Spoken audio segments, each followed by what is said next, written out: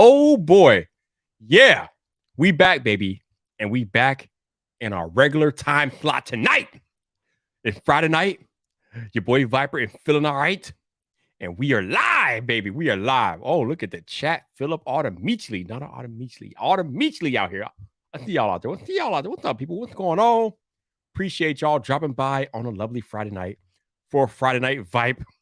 And in a moment, we're going to give our boy, the resident troublemaker, Trent Tech, another chance to meme Viper, as he loves to do. Hate you, dude. I hate you. We're going to give him that chance. We're going to give him that chance. We're going to give him that chance in a minute here. But, yeah, hopefully you all are having a good Friday. Your boy Viper doing all right. But, yeah, it's time to go to work. So, let's see what we got. Okay. So, okay, good. We can sit where we take care of that. Cool. Give me 1 second here. Current time, 6:30 p.m. I don't need Siri. What? Bro! No, you don't do that. Do my introduction, Siri. Shut up. Shut your mouth. Good. All right. Let me try this again.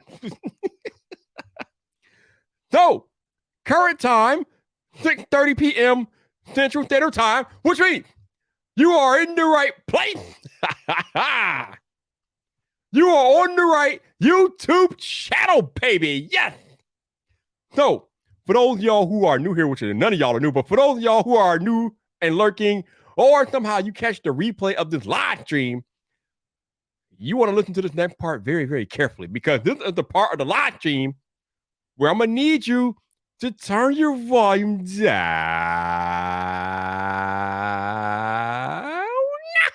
Because if you don't turn your volume down, I will not be liable for what your neighbors think about you listening to some loud dude on YouTube. That's on you, not on me. That's on you, not on me. Now that we got the disclaimer out of the way, I can go ahead and go to work. This should be an interesting live stream. Just saying. Make sure my chair is in here correctly. Everything is fastened tightly as we go on into exquisite ride this Friday night. All right, it's your last warning to turn your volume down, because you know we're about to turn the decibel level up. It's about to go up. So here we go. Let your boy Viper go to work. And somebody see Trent and tell, like, block his access from the live stream. He can't come in until after the intro. Trent cannot come in until after the intro. I'm just saying, block that man's access. Woo, boy! All right, here we go. That man needs internet taken away. He needs internet taken away. Take that man's internet away. All right, let me calm down. Woo, boy! All right. Oh, okay. That was weird. All right. What's up, people? This your boy Viper, the man about tech, and we are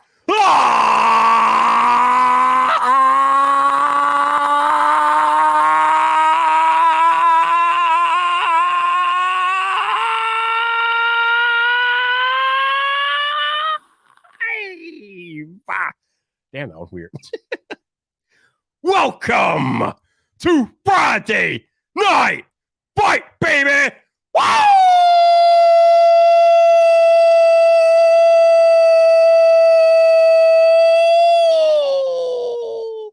Woo! Oh, yes. It is that day again. We are back. We are live on YouTube. All right. So, before I get started with tonight's festivities, let me see who I got in the chat tonight. First on the list, Jason C is in the building. What's up, my dude? How you doing? We got Michael Pepper Tech. What's up, bro? How you doing? My homie from the UK, Marvin Wallace is here. What's up, Marvin? How you doing? We got Barry, I don't take no ish Johnson. What's up, Barry? How you doing? I saw you on Wire Wednesday, bro. I knew what you were doing over there. We got my enforcer, Genosis, is in the cut. What's up, bro? How you doing? Joseph Hardison, all the way from the ATL. What's up, dude? How you doing? Neil is in the building. What's up, Neil? How you doing? Cool. Gaber is here. What's up, bro? How you doing? Jonathan Rash is in the building. What's up, Jonathan? How you doing? Oh, we got my head of security, El Jefe Review. What's up, Jeff? How you doing, bro? We got Mr. Brian R. What's up, Brian? How you doing, baby? What's going on with you? The A-Train, Mr. Elliott himself. What's up, my dude? What's going on? Who else we got in the building? Let me scroll down. Jeff Hale is here. What's up, Jeff? How you doing, bro? Tech for your needs is in the building. What's up, my dude? Technically T. What's up, bro? How you doing? What's going on? Who else we got? Let me keep scrolling. And all the troublemaker himself, Trent Tech, right on time after the intro. Good job, y'all. Good job. Keep that man out of here until after the intro. But yes, bro. Okay. I don't know what's going on lately. Although it's not even lately. This stuff happens all the time. But lately, it seems to be turning up a little notch here. But everybody wants to smoke, okay? I don't know what's happening, but everybody wants to smoke. And the problem is that not everybody is equipped to deal with the smoke. So I was driving about a couple of days ago. I was driving my car, right? And I was using my iPhone 13 Pro for navigational purposes. And as I was using my iPhone 13 Pro for navigational purposes, I see a Twitter tweet pop up. The notification popped up from iJustine. And I saw this thing pop up, and as soon as I saw the tweet, I knew that somebody got destroyed. Because you got to understand something about Justine. iJustine does not tweet in all caps unless somebody done messed up. And sure enough, I get home and I read the tweet, and she went in on somebody. Somebody messed up. Oh my, like, bro, are you serious? Bro, what is going on?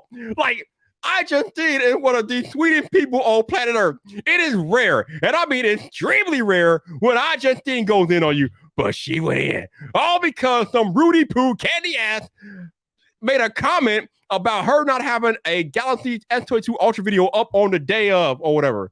She put it up the day after the event, and somebody was mad that she didn't have a video up the day of the event. Oh my God. Oh my God. Like, wow. How dare she not have a video up on the same day as the event like everybody else? Bruh. I don't know if y'all are aware, but your favorite creators are human beings, right? And they got a bunch of stuff going on in their lives, okay? I mean, I know most of y'all just think we can pump out videos and that's the end of it and that's all we do. No. And I just think in case she was out of town, babysitting her niece, she has Jenna, who she helped with her stuff as well. So she's doing all of the things. And for whatever reason, she was unable to put out a video the same day, or it took her enough time that she pushed it into the next day. But why on earth would you go after Justine for not putting out a video the same day of?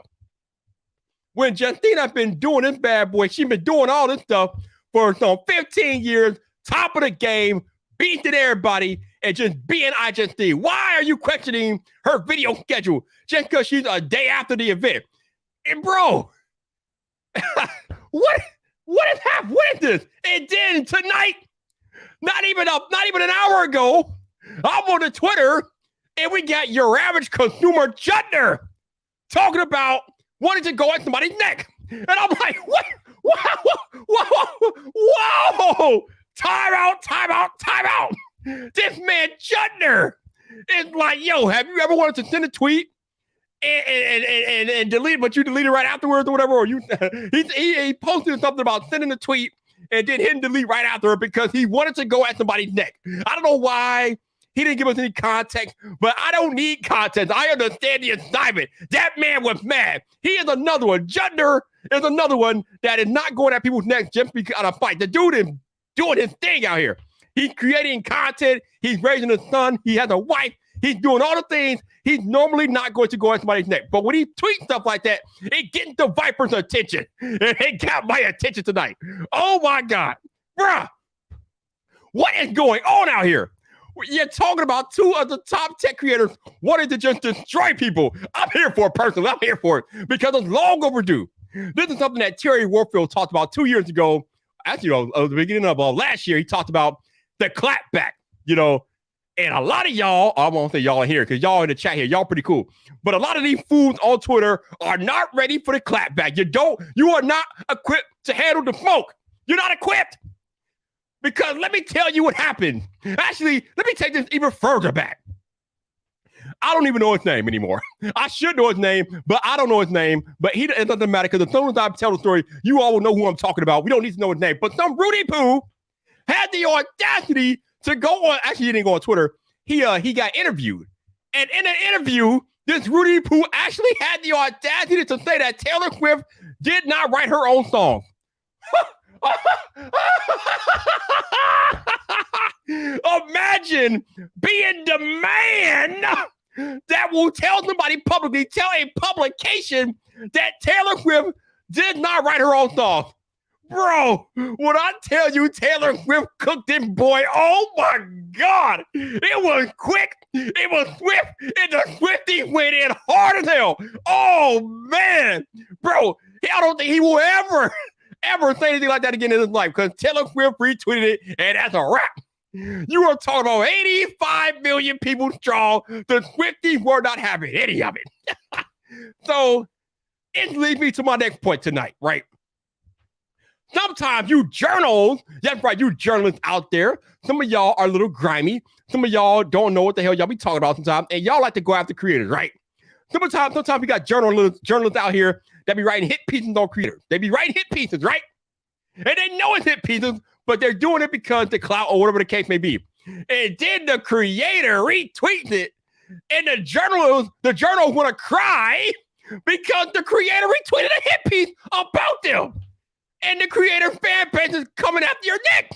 Again, you are not equipped to handle the smoke. Because if you're going to write a hit piece about a Mr. Beast, and Mr. Beast retweets it, you better be ready, bro. Now, Mr. Beast wouldn't do that, but he won't have to because everybody else will speak up for him. But if you write a hit piece about Mr. Beast and Mr. Beast responds, it's over with, okay? They are coming for you. You have to know they're coming for you. You have to inspect you have to inspect and accept the liability of your foolishness when you write hit pieces, when you come after somebody publicly on a public forum, okay? I have a saying. If you bold enough to make a public statement about a creator, you better be bold enough to take the smoke that is inevitably going to come your way. The smoke will find you. The smoke does not miss. And bro, the smoke is real. And it can asphyxiate you and choke you. Because a lot of times, they're not ready for the smoke. You're not ready for the smoke. You're not ready.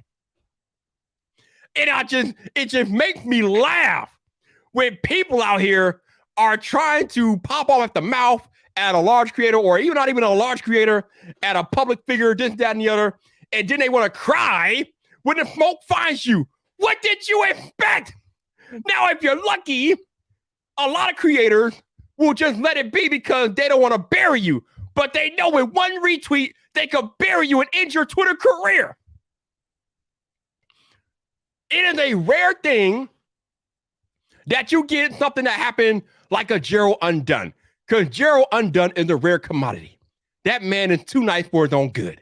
But Gerald Undone, you know, the cannon dude came at his neck. The cannon dude wanted all of the smoke. So he came at Gerald Undone. But Gerald Undone was so classy. He responded so classy, so professional, that the cannon dude got lucky. Like I said when I addressed this the other day, had there been any other creator that the cannon dude came at like that, oh my God, the smoke would have asphyxiated that man. His Twitter career would have been over with. His Twitter career would have been ended. They would have came at him. They would have buried him. Oh, bro, I tell, bro, you all are not equipped to handle the smoke that comes with going after some of these people that y'all trying to go after. I don't know why you do it. Maybe it's the clout. Maybe you got something mentally wrong with you. Or maybe you have legitimate beef with that creator. I don't know. Usually the beef is not legitimate. Usually it's a bunch of monkey crap that doesn't deserve to be put in a public forum. But some of y'all don't know better, and you can't read a room. You can't read a room. But the smoke is invariably going to come for you, and you are not going to know what to do with it. I really hate, like I said earlier, I hate when journalists write hit pieces and things like that, and then the creator retweets the hit piece or whatever, and the journalists get mad that the creator retweeted it, because then the journalist accusing the creator of attacking them. or inciting their fans to attack them. No! Bullshit! No! You cannot write a hit piece and then the creator retweets it and then accuse the creator of attacking you. What kind of bullcrap monkey feces is that? No! Hell no! You're not being attacked. That's called self-defense, fool. That's what that is. It is not you being attacked. That is the creator defending themselves. And like I said earlier, you are not ready for the smoke that you threw out there that you thought you were ready for. You were not ready. You were not ready for the response. You can badmouth a creator. You can write a hit piece, but didn't know when the creator responds. You want to accuse the creator of attacking you just because they have a large following? Maybe you should have thought about that before you wrote that hit piece. Maybe you should think about your actions before you hit tweet. Or maybe you should sign up for Twitter Blue so you can think about it for about 5 or 10 seconds before you hit tweet. Because maybe you should hit the undo button instead of going through with that tweet. I'm just saying. Don't accuse the creators of attacking you when you fired the first shot. You fired the first shot. I'm sorry. If you fire the first shot and the creator responds, you're not being attacked. The creator is defending themselves, and you're not equipped to handle that defense, and you're getting buried. That's your fault. You're the fool who initiated that war. Some battles are just not worth fighting, okay? Now, if the creator did something legitimately that was wrong, then do what you gotta do. But some of these journalists and these random-ass tweeters out here who are just firing off tweets just because they can, because they have the power of anonymity, and they think that anonymity ain't gonna protect them. Oh, no, it's not. No, it's not. Because the internet is undefeated. And if they want to come for you, they're going to come for you. And you're not going to be equipped to handle the smoke that you went looking for. Because some of y'all are just not equipped to handle the that comes after you fire the first shot. Because after you fire the first shot, when the creator returns fire, no, you don't know what to do. You're not prepared. There's no coverage. There's no cover for you to take. Your mommy can't save you when one of these large creators returns the shot.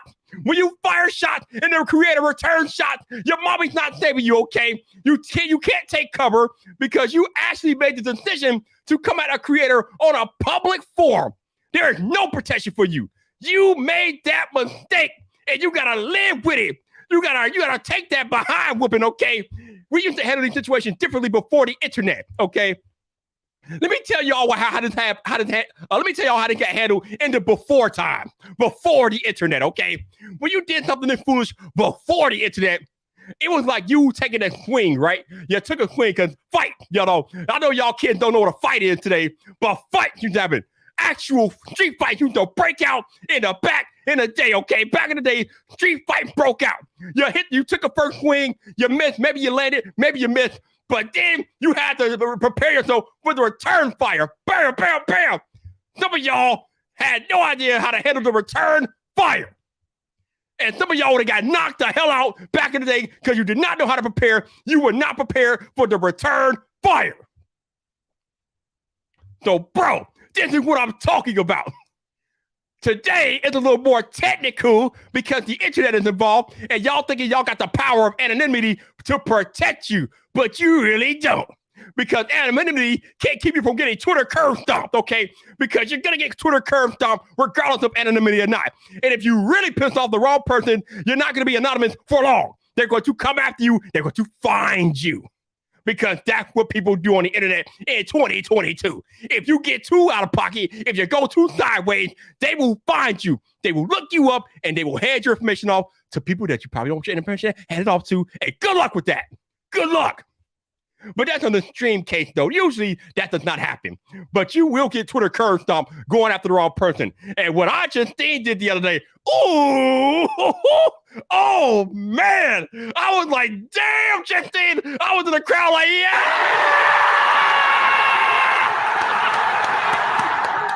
I was like, yes. Get you some, Justine. Get you some. I'm like, get you some. I am tired of people coming after Justine for this, that, and the other, and she just doesn't say anything. Damn it. Sometimes you got to defend yourself. So I was like, yeah, boy, let's go. Go to work, Justine. Go to work. Viper supports you. The people support you. Like Terry Warfield said back in the beginning of 2021, the clapback is real. And if you're gonna fire the shot, you better be prepared to handle the clapback. You better be prepared to handle the smoke because it's coming for you, baby. We are tired of taking these stupid comments and not lying down and not saying nothing because trust me when I tell you, I know a lot of us are building businesses online and we can only come at y'all so hard, but there's other ways to get you and there's polite ways to get you too.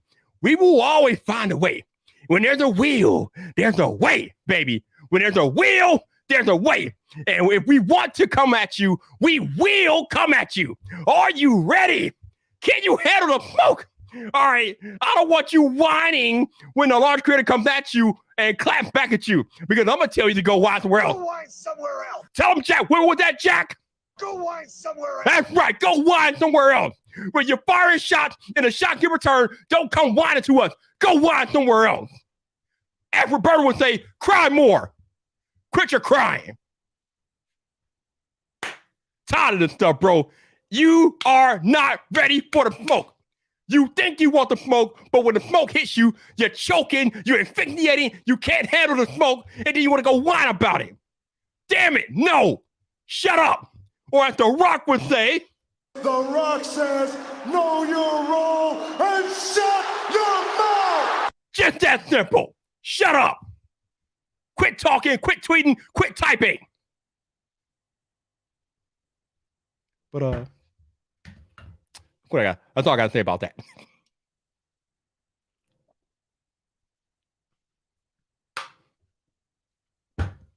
Now, what's happening in the chat? What's up, Raymond? How you doing, man? Bro, they gotta know. They gotta know. There is no more safe space on the internet, bro. You come incorrect, you getting dealt with. That's what it is. Trent said, I wish some people would talk to me in person the way they do on Twitter. Right? They wouldn't do it. They would never do it because they are not prepared for the clapback, especially the military clapback. Oh, God. Could you imagine walking up to a military person and talking back in 911, what's your emergency? I thought I was ready for the smoke, but then I approached a military dude and he gave me some of that military clapback and I need an ambulance to 212. I couldn't shut my mouth. Boulevard. They ain't ready. They wasn't ready. He wasn't ready. She wasn't ready. They wasn't ready, bro. They wasn't ready, bro. Oh, they weren't ready. They were not ready. I'm telling you, they weren't ready. Bro, I'm just telling you what it is, man. I'm telling you how it goes out here, bro. Some of you keyboard warriors would have not lasted a day back in the 90s. You only got your jaw disconnected a few times, okay? Bro, people would have had to get their jaws rewired back together. All this crap they be talking on the internet today. Are you kidding me with this stuff? What's up, Wisdom Empire? How you doing, bro? What's going on? Digital slang is here. What's up, slang? How you doing, baby? How you doing? What is happening? What is going on? Oh, yeah. Technically, T, like people get too comfortable behind a keyboard. Not enough people get slammed on it. Now, bro, I'm telling you, they think they protected by these keyboards, but even you can get internet choke slam, bro. You can even get internet choke slam today, okay? The keyboard is not the same space it used to be, okay? When one of these large creators comes at you, when they come back at you, ooh, oh boy. Or if you're foolish enough to tell Taylor Swift that she doesn't write her music, good luck. Good luck with that clapback. Holy God. There ain't enough internet, there ain't enough cyber police to save you from that clapback. Holy crap. Gwendolyn G, what's up? How you doing, Gwendolyn? Welcome to the fold. We out here tonight. We out here, y'all. We out here.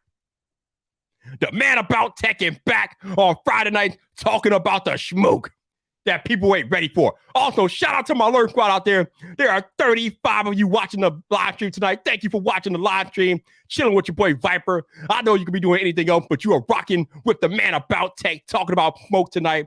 So thank you. Hopefully you are enjoying the conversation in your Friday night because nobody's doing it on the internet like your boy Viper.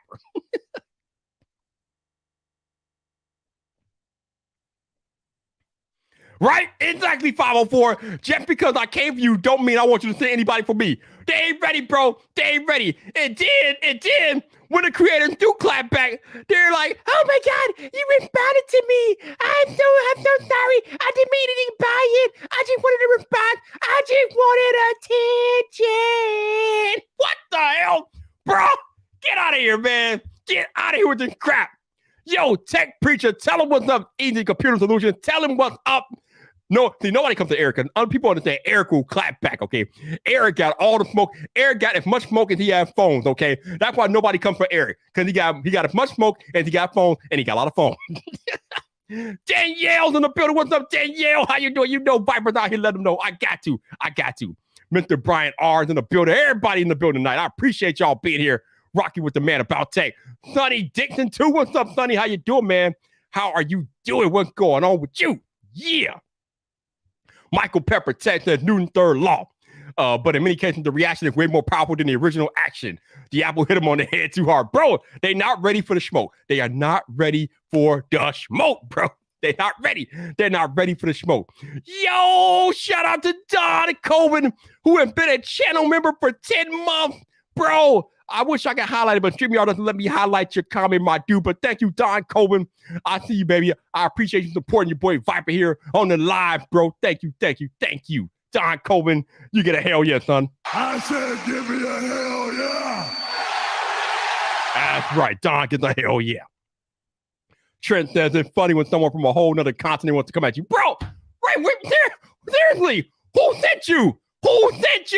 How you coming from another continent trying to get the smoke? Bro, you don't even know what the smoke look like, but you want it? Come on, bro. You cannot come for the smoke if you don't know what the smoke looks like. You from the other side of the pond, bro. What you mean you got beef? Get out of here, bro. Get out of here. I feel you, Trent. It's crazy out here. It's crazy, man. What's going on? Digital slang said they're a bunch of clowns. That's right. They are a bunch of clowns. Every last one of them. You ain't never lied, bro. Every single solitary one of them. They're a bunch of clowns that think they want the smoke, but they're not ready to deal with the consequences of the smoke. Bruh. Gwendolyn G. See, Gwendolyn old school. See, Gwendolyn understands how this works, bro. You can show them better than you can tell them. That's right. They gonna learn, bro. They gonna learn. Bruh. I know Twitter's a war zone, but sometimes on Twitter you might not want the smoke. You might not want that smoke on Twitter. I'm just saying. Oh, we got a DJ out there. What's up, DJ? How you doing, man? What's going on with you, bro? What's going on with you? Glad to see you, my dude. Man, we only half an hour into this live stream. We only half an hour in. Oh, my, let me go back and make time miss anything, but we only half an hour in. Oh my goodness. Bro, you ain't never lied to those. Bro, this dude is gonna be all over Taylor Swift's next album. I guarantee Taylor Swift is gonna dedicate a whole album to this man and write every damn song. She write every damn song about this one man. How many ways can you destroy an individual in one album? We're about to find out that Taylor Swift album. We're about to find out. That man just joined the FO in the FOAF, you know, the F around and find out club. We're about to join the F around and find out club. That's what we're about to join, bro. Woo! Crazy out here, crazy.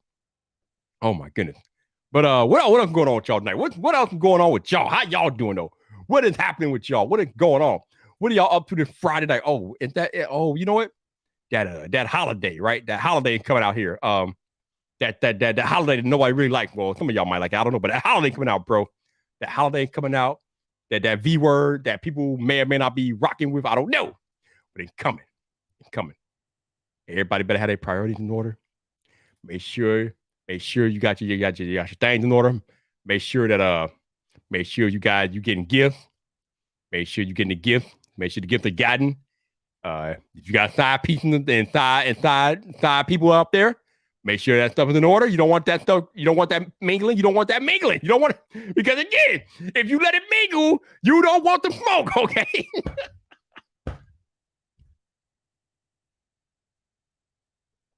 That is the theme of tonight's live stream. You don't want the smoke. So if you got a side piece out there, bro, don't let the main fight up on the side. No, you don't want that smoke. I promise you don't want that smoke. Damn. You don't want that smoke. Don't do it. Don't do it. Don't do it. Don't do it. Don't do it. Wait. What? Whoa, wait, what? What is this? What is this? What? Whoa, wait, what? Wait, when did this happen? I am not aware of this. Wait, is this on Twitter? Can I find it on Twitter? I don't know about this. When did this happen? When did Tech Alter come at Trenton? What is happening? Wait, what? What is this? Where can the virus find it? I want in on this. I want in on this, okay? I want in on this. See, I want to come at Trenton too, but I ain't trying to get memed again, okay? I'm not trying to get memed out here. Trenton's dangerous. You can't come at Trenton, bro. He will meme you.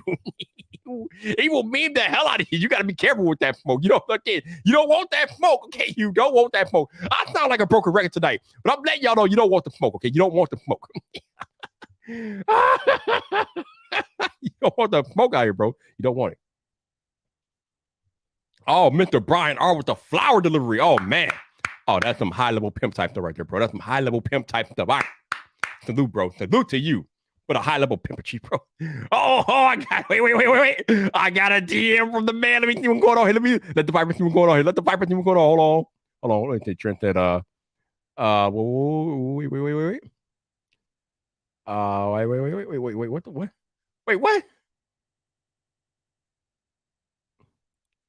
Wait, what?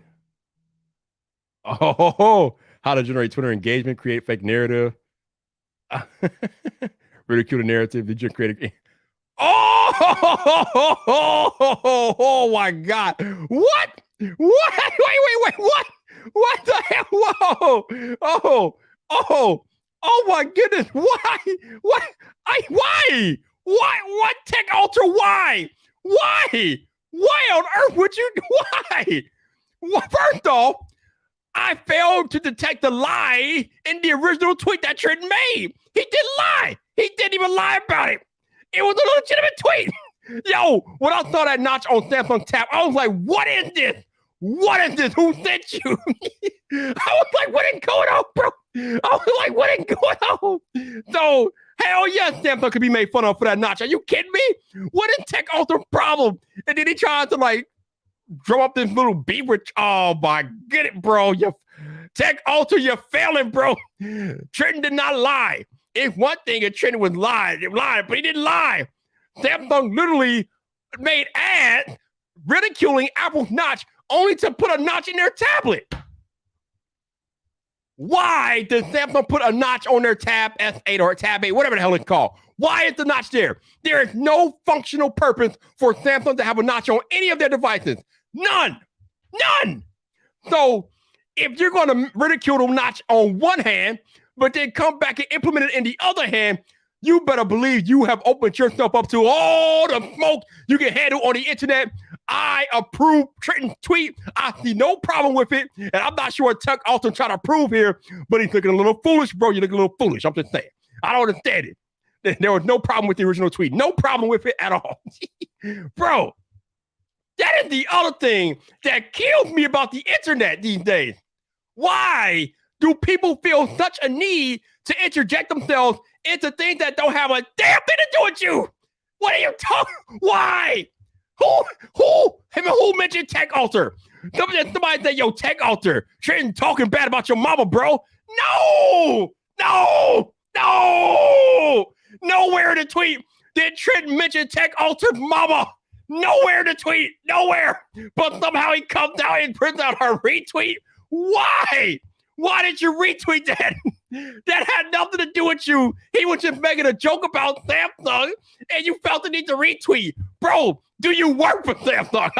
You know what, Tech Alter? I got questions, okay? And I don't care if anybody sends them this. I don't care. I got questions for you, Tech Alter. Do you work for Samsung? Answer me. Do you work for them? Do you work for Samsung? Because there's no other reason why you retweet that. Do you work for Sammy? Bro, just be honest with us, bro. Just be honest with us. Don't lie about it. Are you a Samsung employee? Are you a former employee? Are you a current employee? Or are you just a Samsung fanboy? Because there's no reason why you should have retweeted that. I got questions. I got questions for Tech Alter tonight. What is going on right now? I cannot believe the audacity right now. I got questions. Why did he retweet that? Why? Come on, man. Come on, bro. Man. Can we not have fun on the internet anymore? Can we not have fun on the internet anymore? Everything got to be so damn serious. It is not that serious. Bro, it is a meme. Come on, man. Come on. Get out of here with this stuff, bro. Also, while I take a break from my crazy, shout out to Technically T for the super chat, bro. I appreciate you, T. Thank you, sir. Thank you. I got questions, bro. I got questions out here. Why? Why are you retweeting a random tweet that has nothing to do with you? Nothing. Nothing. I don't understand. Why do human beings feel the need? I should know. Why do some people feel the need to interject themselves where they are not needed? Nothing to do with you. Nothing. But here you come. Why? Damn it. Why? Bro. Oh, my goodness. So what? So what if it getting this? Bro. No, damn it, no, Trenton, no, okay?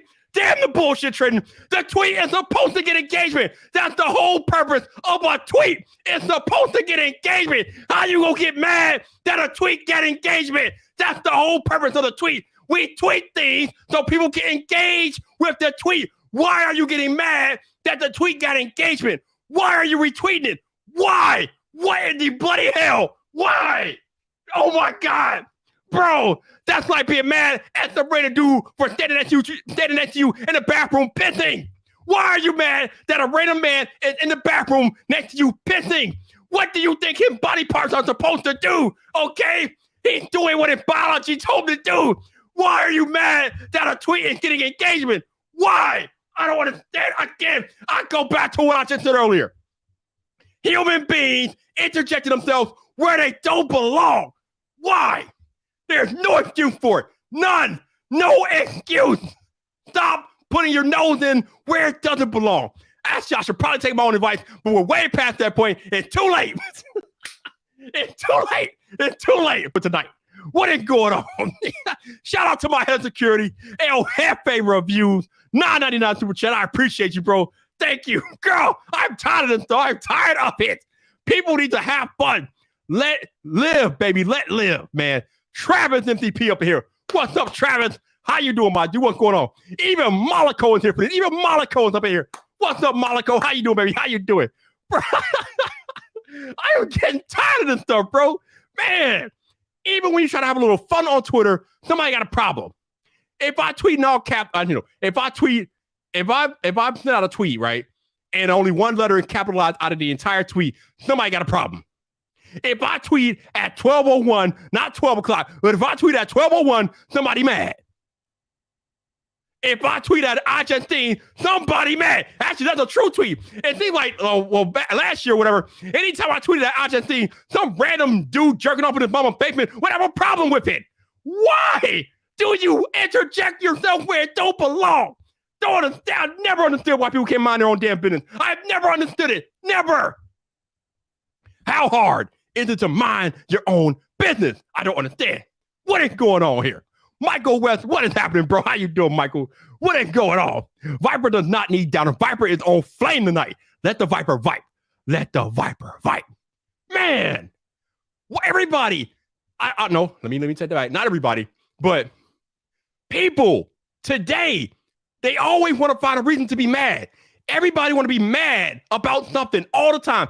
People literally go out of their way to be mad. Why? Why are you living your life like that? There is so much good going on in life, but people will go out of their way to be mad for no reason. I don't understand it. I really don't. I don't understand why people go out of their way to be mad. Why? There is so much going on in life that you could be happy about. You know what the problem is, though? I was talking to Shannon about this earlier today.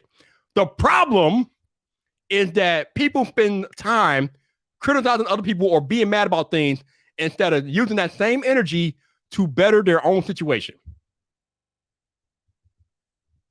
Could you imagine if the energy that you took hating on somebody else or getting mad about something that's trivial, if you took that same energy and put that into your own situation, your own effort, how much better would your life be if you use some of that negative energy that you have out there and funnel it into your own benefit? Take that crazy energy and use it to better your situation. Use it to start your own YouTube channel. It kills me how random creators, or not even creators, how random people want to come on our videos and leave nasty comments and different things like that. But then when you click on their profile picture, they got nothing. They never made a video in their life. But your video's too long. You sound like you sound too loud. You're screaming at me, Viper. You're too over the top, Viper. You suck, Viper. Make your own video then. Where's your YouTube channel? Where is it? If I click on your picture and I don't see anything, then why should I even listen to you? Why should I even give you the time of day if you're going to come on my channel and criticize me, but you have no content? But yet, I'm too loud, or you don't know what you're talking about, Viper. Who are you? Who sent you? Who sent you? I don't understand this stuff. I don't understand. I don't understand. I don't understand. If I'm so bad at content creation, or if you feel like I'm terrible, then you should show me how it's done. That's how I feel. If I'm so terrible, if you think you can do better than Viper, make your YouTube channel and show me, or shut up. But that's too hard for them. It's so much easier for them to criticize me than do their own thing. Now, I'm not saying that I'm beyond criticism, okay? But some of these people out here and the stuff that they leave on my videos is just like, I will stomp you, okay? I will stomp you. You are not helping me. You're just being a hater and being a troll. I can't do anything with that stuff. I can't do nothing with that. But yeah, this is what people do today. This is what people do. They will literally take their negativity and perpetuate it at you, propel it at you, because they are unhappy with their situation in their life, and they refuse to change their own situation because they're too busy commenting on yours. And what you doing? What is going on, bro? What is happening here? I am not understanding this. I do not understand why people waste time hating on other people when they can take that time and better themselves. I don't understand it.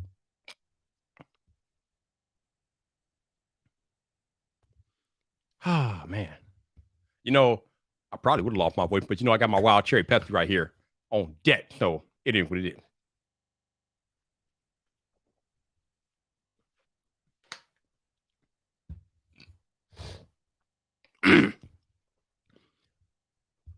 Bruh, I am the self-proclaimed captain of Team Apple, but you will never see me come at somebody for not liking Apple. What do I look like? Come after somebody because they don't like Apple. Why would I do that? I'm not doing that. I don't have time. I'm too busy. I'm taking my energy and focusing my energy on me. If you don't like Apple, that's fine. That's your business. I don't care. I'm not coming at your neck because you don't like Apple. Hell, there's some things that I don't like about Apple. But this whole like fanboyism and things like that, or just negative energy for no reason, it's stupid. It's dumb. It needs to stop. It needs to stop.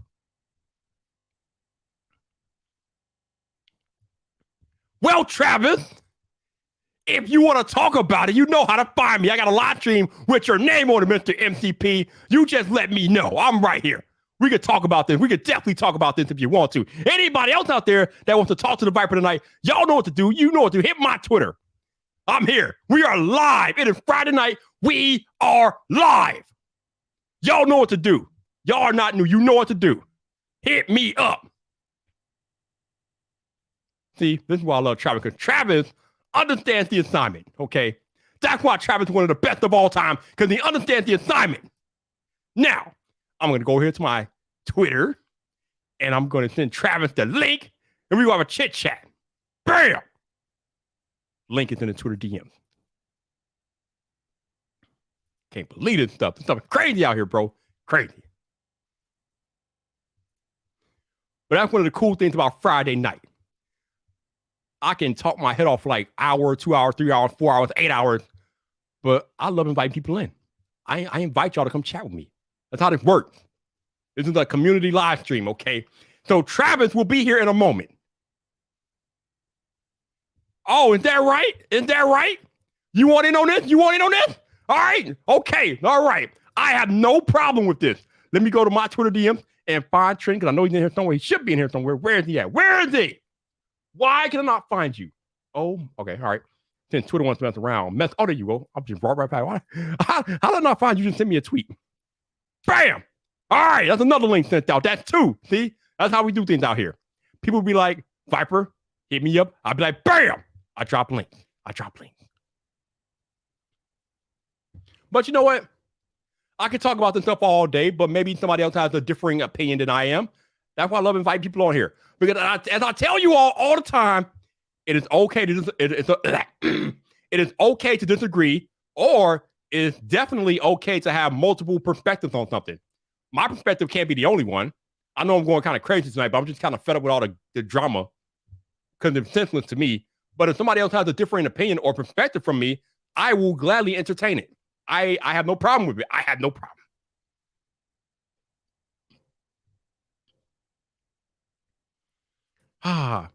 Well, the cool thing about my audio setup, Mikey, is that, why did I call you Mikey? But Michael, is that I have the Shure SM7B connected to the Rodecaster Pro here, and the Rodecaster Pro has compression software. So I can scream as loud as I want, and it shouldn't matter because the Rodecaster Pro should be able to handle that. But enough Viper talking. We gonna bring in Travis and Trenton because they're both here, and we gonna let it go. We gonna let it rock. What's up, gents? How y'all doing tonight? What's going on, Viper? What's going on, Trent? It's an interesting Friday. It is here. Ain't it though? Ain't it great?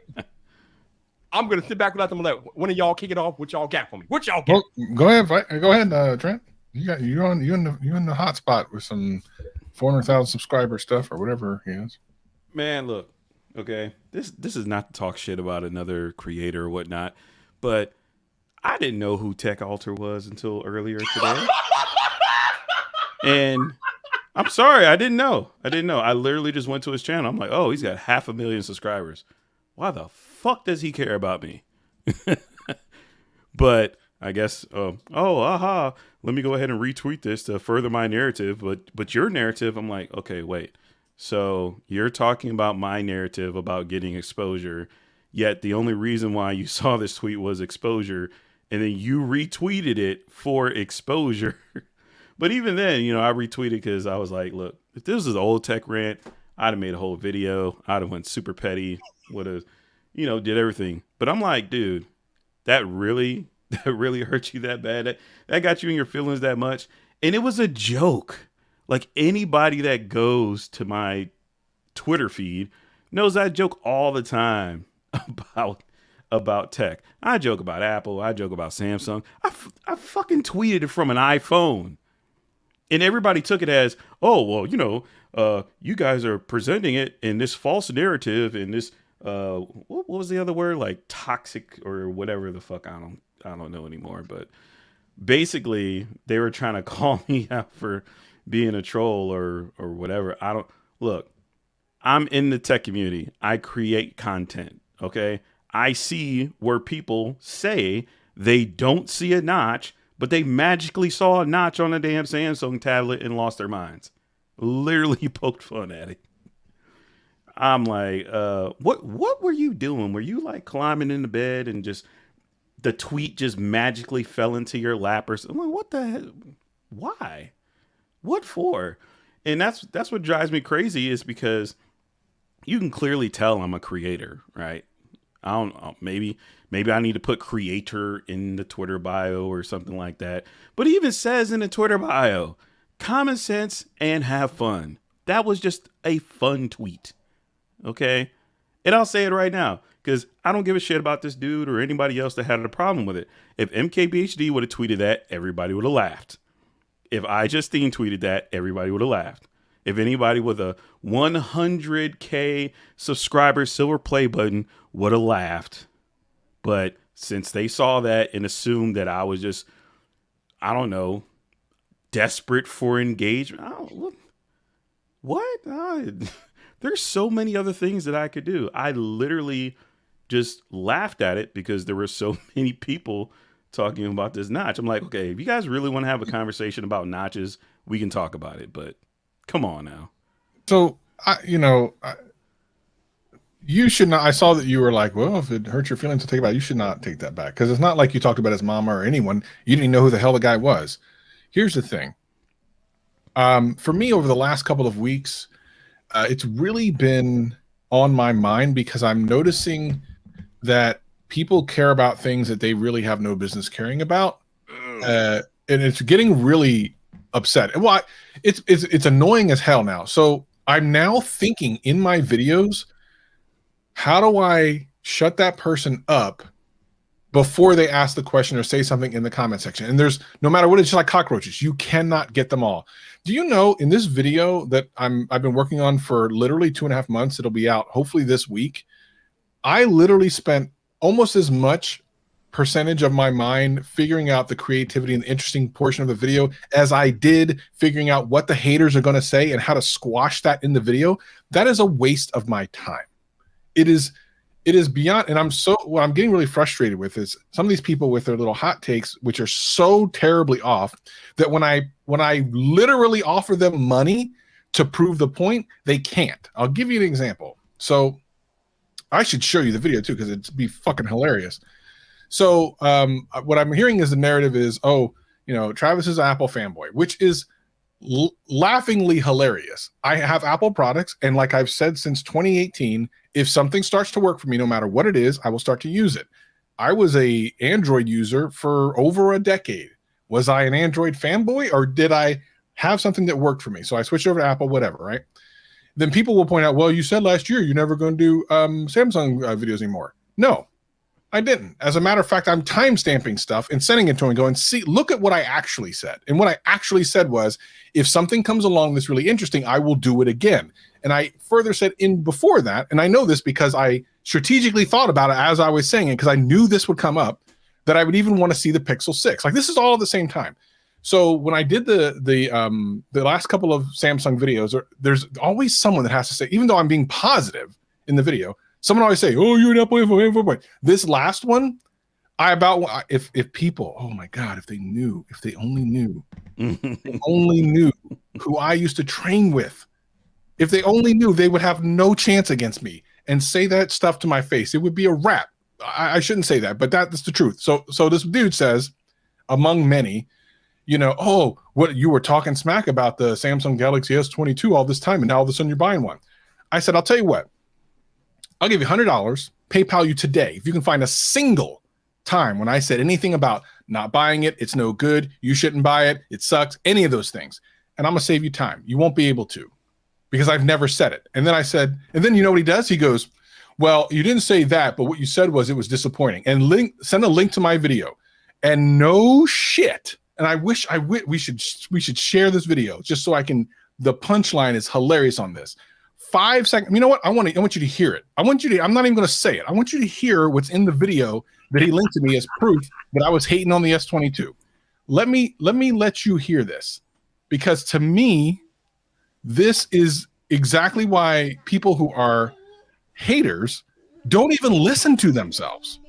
They don't even listen to. I'm like, do you listen? A, do you listen to yourself? And B, do you even know what? It's been so frustrating. Okay, so here's the video. It's called the Samsung Galaxy S22 is disappointing, right? Now listen to what I say here. Can I share my screen, Viper? Will you let me do that? Go ahead, right in. It's like 5 seconds. Your thing, man. Okay, here we go. And it's not like I buried the lead here. Share. Okay, hold on. Okay, here we go. Pause that. Let me share my screen. I'm gonna share it with audio. So this is the video. He goes, well, you didn't exactly say it sucks, but you said it's disappointing. Close enough. Listen to what I say, and you won't have to listen real hard because it's right at the beginning of the video. Watch. Okay, here it is. Right? Can you hear it? You see it? Hold on, let me pull it up. All right, listen to this. Is the Samsung Galaxy S22 series of phones going to be a huge disappointment? I mean, for me, no, it's not going to be a disappointment. I think they're just another series of smartphones from Samsung. And what did I just say there? Sounds like you said no, they're not going to be disappointing. So I asked the guy, I go, did you even watch the video? You linked me to something that proves my point. And I never heard from the dude again. And every other person, by the way, people on YouTube, really, you know, they love that money. Doesn't matter. I have offered about 5 different people in my comment section, $100 to $200 to find anywhere, especially recently, where you can see that I said anything like that. But the narrative is that I said all these things that I never said. Never. And no one has been able to come back. I would gladly pay anybody because I know I've never said it. And the thing that makes it frustrating is instead of concentrating on content to make more cool stuff, I'm sitting here spending half of my percentage of my time canceling narratives that aren't true in the first place. And it's part of it is my fault because I mean, I guess I shouldn't be as open and as honest as I am, because if I'm like some of the other people out there and just pretend like I only like one brand, then I wouldn't have to worry about that. But I don't. I'm real. I'm honest. Sometimes I'll use an iPhone. I bought an S22 Ultra. Like, some people can't wrap their head around that. And for whatever reason, that's got to mean if I buy one, I hate the other. Here's something I didn't even realize I did. Apparently, and this was this shocked me. I saw one of the comments about buying the Ultra. They were like, "Glad you're back. Great that you're gonna have that. I knew you were gonna come back." I'm like, "What do you mean come back? I just bought a phone." And they think and the one guy said, "Oh, you keep switching back and forth." I never said I was switching anything. I said I bought a phone. I'm not switching. I never once said I was not going to use my iPhone as my main phone. I have more than one telephone line. So all of a sudden, what's going to happen now is when I start doing reviews back on like iPhones and stuff, they'll be like, "Oh, you keep switching back and forth." I never said I was switching. There's not the word switch anywhere in that video, but because people see what they hear, it's called confirmation bias. Mm-hmm. They are basically confirming something that they already believe, even though the information isn't there. And it's so irritating.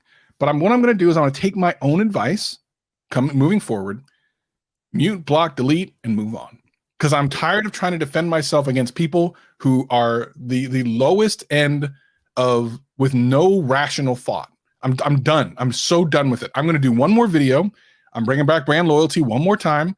I'm going to spit all types of fire about people. I'm going to call people names, and I'm going to drop it and be done. And then everyone else is just getting blocked and deleted. I'm just done. I'm so done with it, Viper. I'm done. It's so funny that you say that, because I just had a Twitter conversation with Scott Peachy, I think yesterday or the day before yesterday, about data. And I'm like, data does not lie. And he didn't know the context of what I was saying at, but he said that he was about it depends. And I'm like, no, data by itself, it is what it is. It's like fact. Facts are facts. You can't manipulate. I mean, the facts don't lie. It is. It just is. It's a fact. Right. And then I think I ended up making a point that he had something about people using data to perpetuate their narrative. I'm like, yes, if the data is manipulated, then it could be manipulated and used however people want it. But data in and of itself, data doesn't lie. Yeah. And did you see that post I did a couple days back where I said, "Are facts I thought that. toxic?" Did you see how it ended? I did not. How did it end? There was like 30 or 40% people said that facts are toxic. Demonstrable facts. 30%. Not wow. Hold on. Not that facts can't be used, because I'm not talking about like you just said. Of course you can twist facts, but the fact itself is toxic. Trenton, the fact that you and I are overweight is toxic to us. Apparently, that fact, not that I would call you a name or you would call me a name, but the fact that we're overweight is toxic to us. That's overly woke. Yeah, and I already know, because I looked at that poll. I'm like, people don't read, okay? People don't read. They don't understand. And the same motherfuckers that complain about hot takes have hot takes of their own in response. Like, how are you going to get pissed about somebody having a quote unquote hot take if your response is another hot take? I don't. It's like, well, here's the thing. Gonna put the fire out with more fire. So I didn't see your picture tweet thing. I think you actually tweeted it before I tweeted my video. I didn't see yours. I did it completely. It was ironic that we did almost the same exact thing within hours of each other. We just think alike, I guess. But what's interesting is I specifically did it as a troll, because I knew that people would assume they understood what I was trying to do. I don't know. Did you see that video I did today, Viper? On Twitter? No, I haven't seen anything today. You haven't seen it? I saw that. Oh, one. Let me share this. Viper, you got to see this. This is one of my greatest works. I got to figure out what video to put this in. I'm going to share this on the screen if you don't mind. Sure. I love this video. I had so much fun. I had to ask people if I was going to get canceled before I did it, though. There was no music in the video. There was a whole ass conversation about a harmless joke. Yeah, it's the dumbest shit ever. Watch this. You're going to like this, Viper.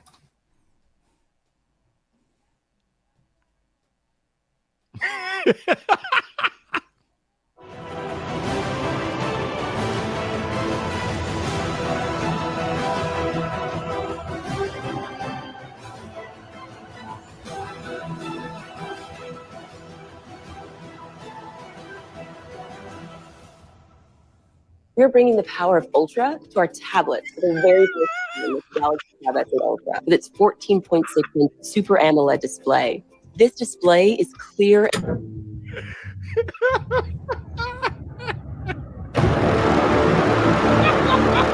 That was hilarious.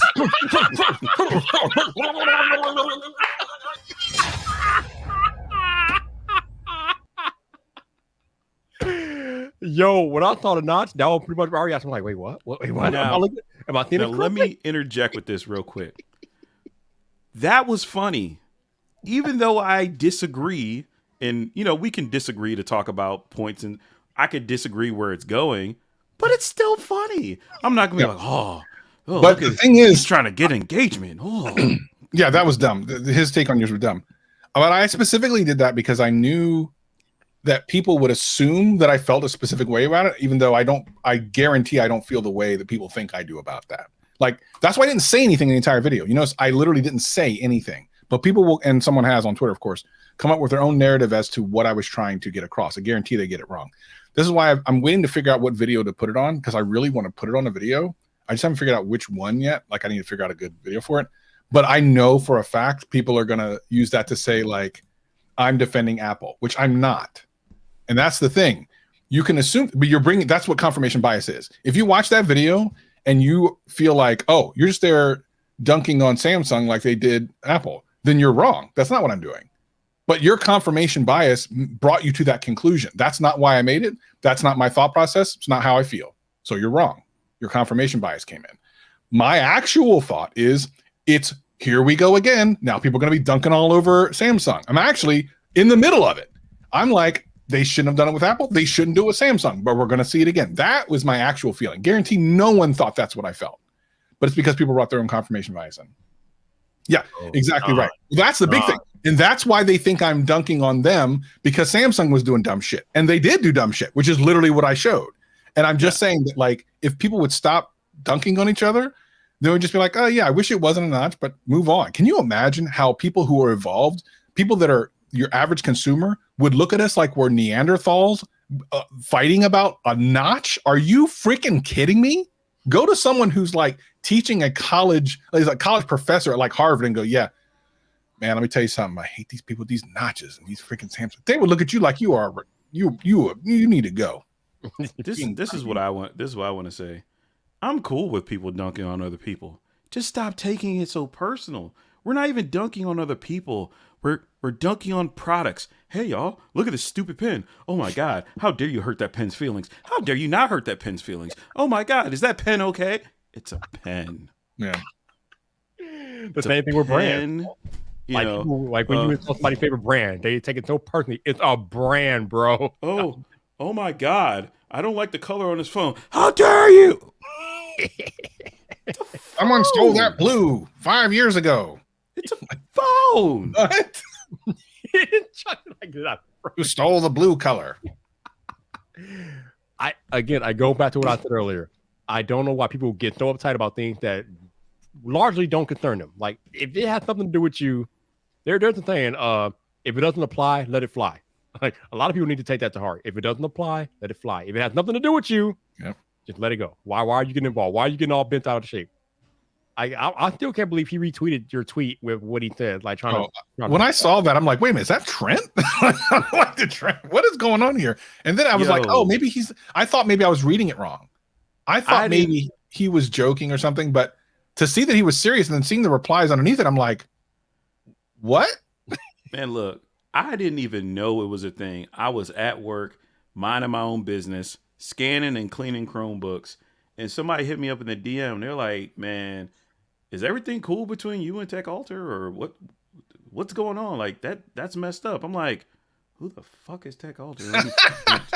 Because I know literally, when you get that many typing into Twitter, and I'm like, oh, okay, he has a professional picture. He's probably a big YouTuber.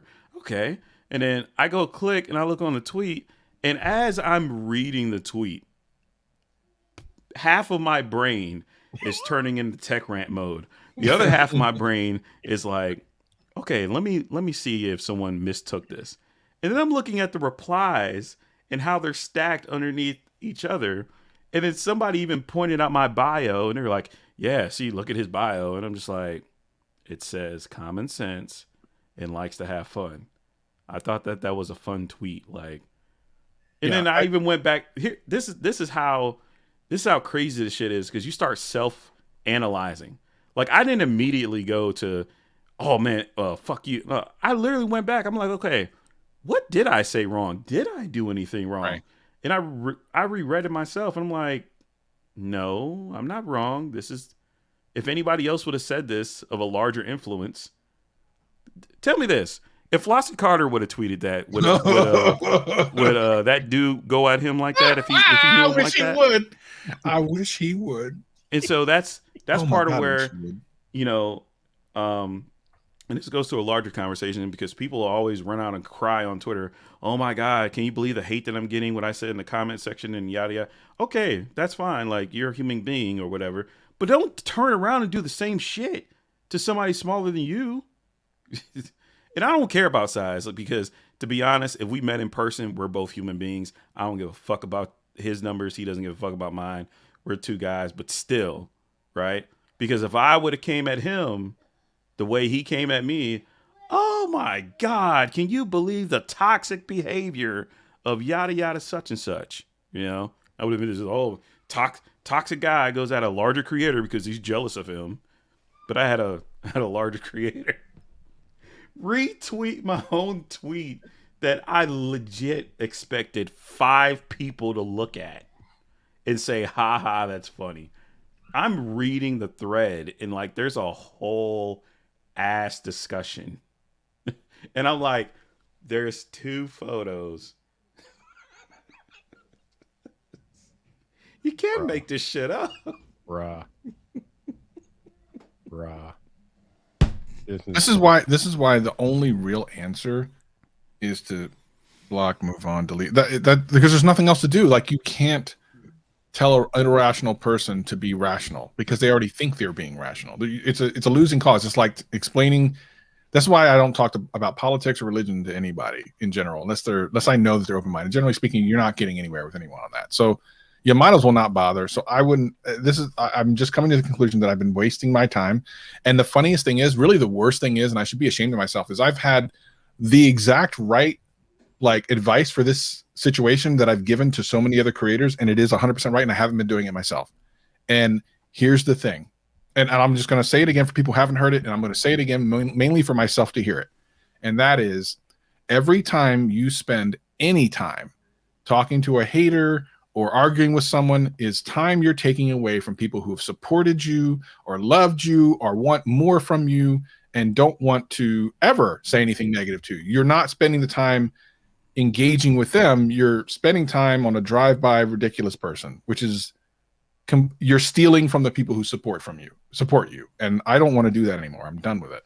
So Travis, that sentiment, I think, is why, and what's happened with Trend is why a lot of big creators don't even interact with people on Twitter, because anything that they can say can be taken out of context, much like Trend tweet was taken out of context, and you get them. And that's why, you know what? This is one of the reasons why I almost never comment on videos anymore, because I found out it's annoying. It's very rare. I think I've done it twice in the last week, but before that I took months off, because one time I left a comment on, I think it was like a larger creator, but sometimes I was leaving comments on smaller creators. And I forget that people know who I am. Like, legitimately, I think I'm like a 500 subscriber channel. I don't think anyone knows me. I really don't. In my mind, I literally don't. So when I leave a comment, I just assume it's like everyone else. But what ends up happening is you get haters from other channels dunking on you. And it's like, I didn't come here for that. Like, I just came to support sometimes they're my friend or whoever. Like, why are you shitting on me? Like, what is that all about? So I now, not only do I, in my videos, try to think of things that people are going to say so I can kill in the video, I now don't even leave comments on some of my friends' videos that I want to, because I don't want to distract from their own video, and I don't want to be pinged every couple of minutes because someone's saying, "Oh, you're an Apple fanboy." I'm tired of it, man. I'm just tired of it. Oh, you can comment on my videos. I delete dumb comments. I legit, like, earlier somebody commented on one of my videos. They're like, "Oh my God, why are you so I was like, delete. Seriously, why did you delete my comment? Delete. The moment I read it and I know it's crap, deleting it. Like, that's what I used to do. It takes me 2 seconds. I don't know why I stopped doing it. I think I did it in the last like month or so. I stopped just doing that. I used to be like, I would read the first couple of words to make sure nothing crappy was there, and it was okay. I'd let it go. Like I wouldn't even read the whole comment. But now I'm like, I don't know why. I have no idea why. Look, I will make you waste all the time on Earth if you piss me off. Okay, like because you know me, I let a lot of stuff go. But if your opening comment is an insult, no, you don't get it. You don't get a second chance. Yep. I'm deleting it. You fucked up your one chance. Yep. Oh, freedom of speech. Not here, bitch. Seriously, and he's not lying. That one chance is all you get. I remember sometimes last year I had I had tweeted something on Twitter or whatever, or I don't even know why I tweeted it, but some creator like said something silly about me or about something that I didn't have time for, and I'm like, okay, I'm not talking to you ever in life. And he tried so hard to like make up and like be cool with me, and I just never respond to him because I'm like, nope, I'm not dealing with you. Sorry, dude. Good. One chance, man. One chance. That's it, man. And the last thing I'll say is this, because this is the thing that drives me insane.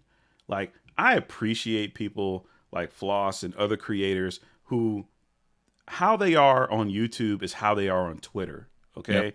If you're going to be messy on Twitter and then I go to your channel and you're reading in a polite voice, I don't give a fuck about you.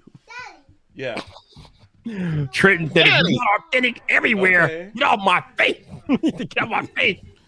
But seriously, don't be like, oh, I'm such a badass on Twitter, and on YouTube you're like all quiet and shit because you don't want to ruin a brand deal or look bad in front of sponsors. Like, nah, show the sponsors how you act on Twitter, bro. Bring that same energy. Bring that same energy, right? Bring that same energy.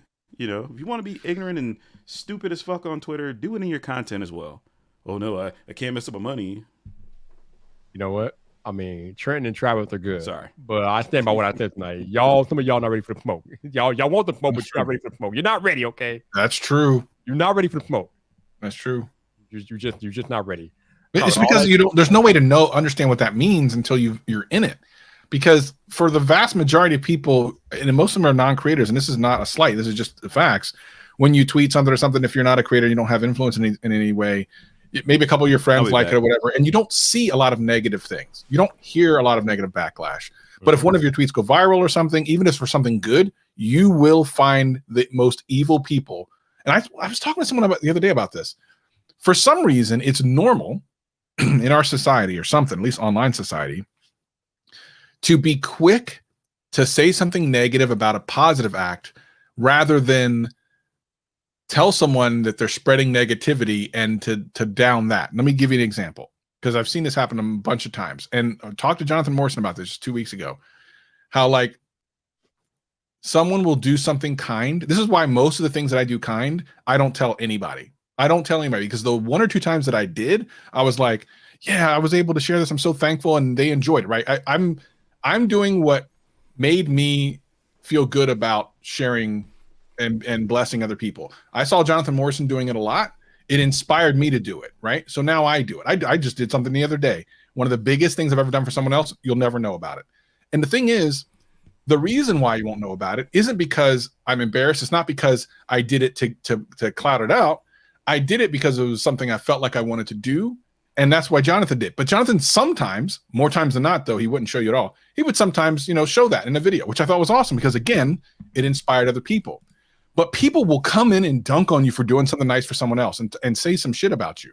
That happened to me so many times. Like when I did that video like 2 years ago, where I sold all my phones, all my extra phones, to give money to first responders for COVID and Black Lives Matter. You know how many subscribers I lost for the Black Lives Matter and the COVID first responders thing? Do you know how many people were like, I used to like you until I noticed that you were helping out this terrorist organization? What are you talking about? A terrorist organization? I was really liking you until you started giving money to those people who are killing other people. First of all, the first responders didn't go to policemen generally. It was going to like ambulance workers and stuff like that. But that's what they thought. And I'm like, so if I just talked smack about them instead, you wouldn't say anything. But I do something nice for someone else. Every single time I do something nice for somebody else and say anything about it, someone always got, well, you should just do it in the quiet. Just don't say nothing. Why do you got to be pumping yourself up? But if I were to say something bad, then they would have ne'er a thing to say. It's okay to be negative, but to be positive and help other people out and share that and share the joy makes people, instead of watching the news, which is the most depressing thing on the face of the planet, to share something positive that'll make you feel good, that's a bad thing. Go fuck yourself. Woo! Exactly. You know, that's one of the most frustrating things about doing YouTube, and I'm pretty sure I could probably apply to most niches. But if your title has a negative connotation, you will instantly get views. But if you title it something normal or something even remotely positive, cricket. Nobody cares. Really, very frustrating. And then they complain about, oh, you're clickbaiting and all this stuff. We'll start clicking the other shit, dumbass. Yes. Oh man, Travis. Oh, Travis, you shouldn't even say that, Travis, because I can segue into something else here. So, since I have both of you all here, I'll start with you, Travis, since you led me to the segue. The YouTube face.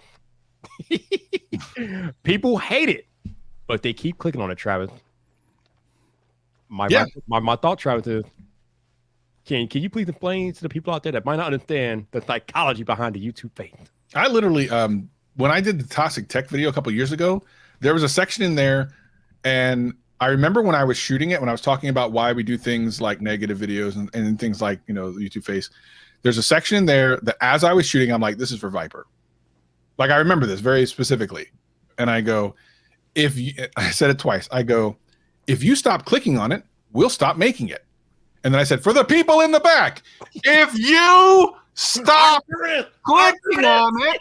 That was for Viper. I remember that saying that, thinking Viper's going to love this. Then we'll stop making it. And that's the reality of the situation. The only thing we're doing is giving you what you want.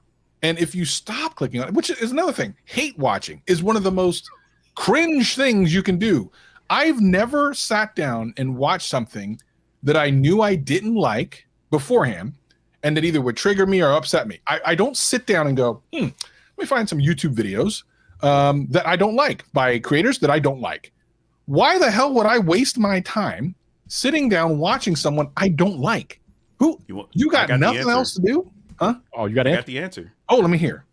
You know, the reason why is because they have access to us. That's the reason why. You might be right. They have access to us. They got access through us through Twitter. Whenever we post something on Twitter, they got access to comment. They got access to us through YouTube because we have comments open on our videos. Why do you think Apple turned off comments? They literally just got tired after. Like, look, you don't need to have access to us. You know, you have direct access to us. You have unfettered access that you would have never had in your entire life. If you saw me on TV 10 years ago and you wanted to hate on me, you would either have to mail me a fucking letter or show up on my doorstep to tell me how you thought about me. And that's the main thing, you know, like, you know, the whole anonymity, you know, keyboard warriors and all. They got access to you. They watch and they hate it. And since they got access to you, they'll be in your comments. They'll follow you to the ends of the earth and all the other shit. Everything else that they hate in life, they can't reach. That's a really good point. Straight up, like, no. I guess I hadn't thought about it like that. But it's literally because they have access to you.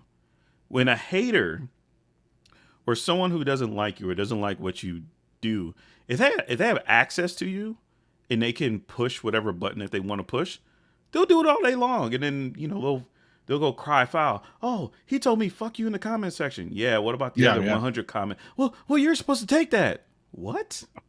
I love the ones Viper is. I think both of you experienced it. I know I have. Though this is mostly earlier in my YouTube career because I didn't understand it at first.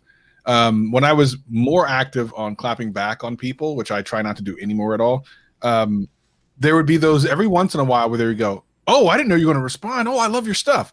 I'm like, what? So you said that, and they admit it. They'll even say like, oh yeah, I just wanted to, you know, get you to say something. And I'm like, well, it worked. I mean, what am I going to say? There was a guy. You win. And technically T and Mike both know this guy. There was a guy that would publicly ridicule me on Twitter.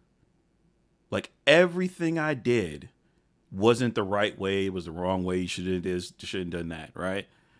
I got fed up with the dude. Went into his DM. I'm like, yo, what's really good? Tell me what's going on. Where we have a problem at? Because I'm about sick of this. Like, what's up? Oh no, man, I really like your content. Everything's cool, but I'm like, bro, how you gonna be talking shit about me in public and then coming to my DM and act like we cool? How you gonna tell me in public, come see me at such and such place? And then I go into your DM and you turn over and you got your belly up like, oh man, we're cool, bro. We're cool, bro. Not the belly, bro. Not the belly, bro. Like I was legitimately pissed off. I'm like, okay, because everybody tells me, what's the rule of Twitter? If you're a YouTuber or public figure, don't argue in public. Take it to a DM. Have a discussion, right? Because I didn't argue with the guy in public. I went straight to the DM like, okay, look, enough's enough. What the fuck, dude? And complete 180.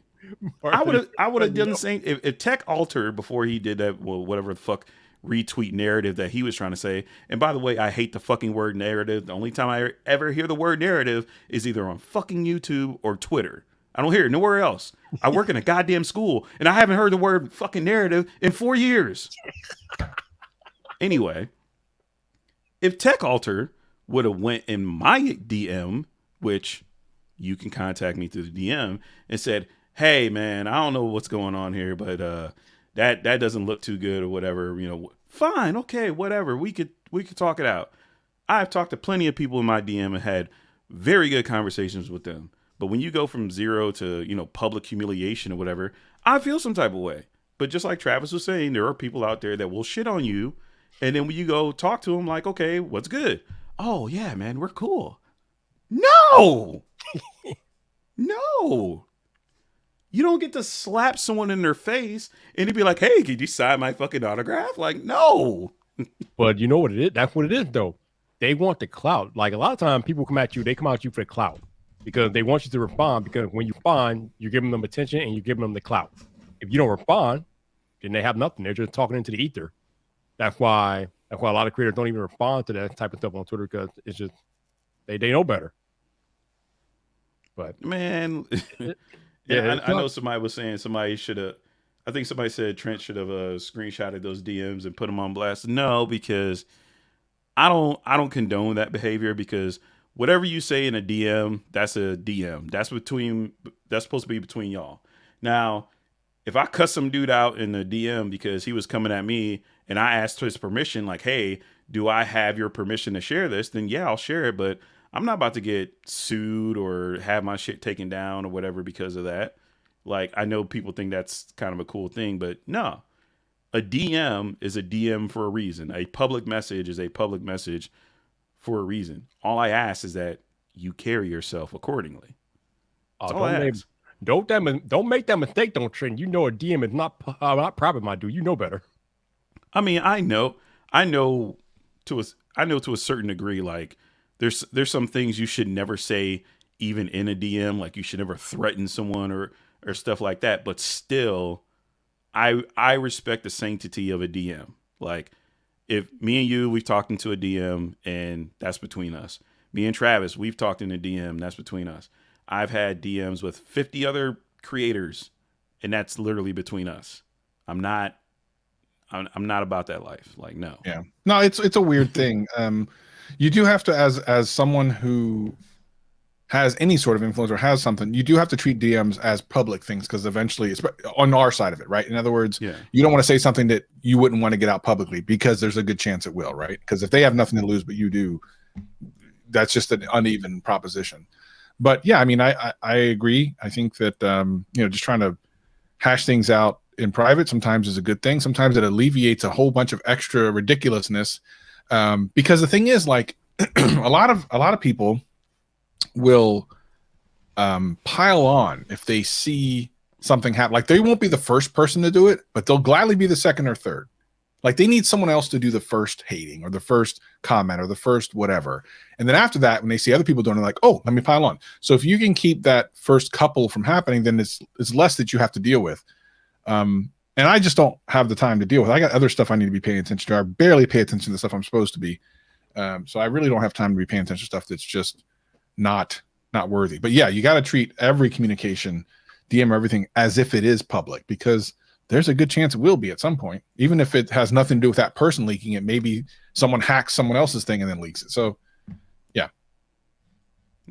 So then we're all creators, and I think we all got into this because we're passionate about tech and different things like that, but we're all passionate about building communities and communicating with each other. So I guess the question then becomes, how can we still engage with our communities and still be on the lookout for these negative Nancy's, these trolls, and still engage with our community the way that we want to? Because either way, we're at risk regardless, because you never know when these people will come out of nowhere. So engage with your ride or die community.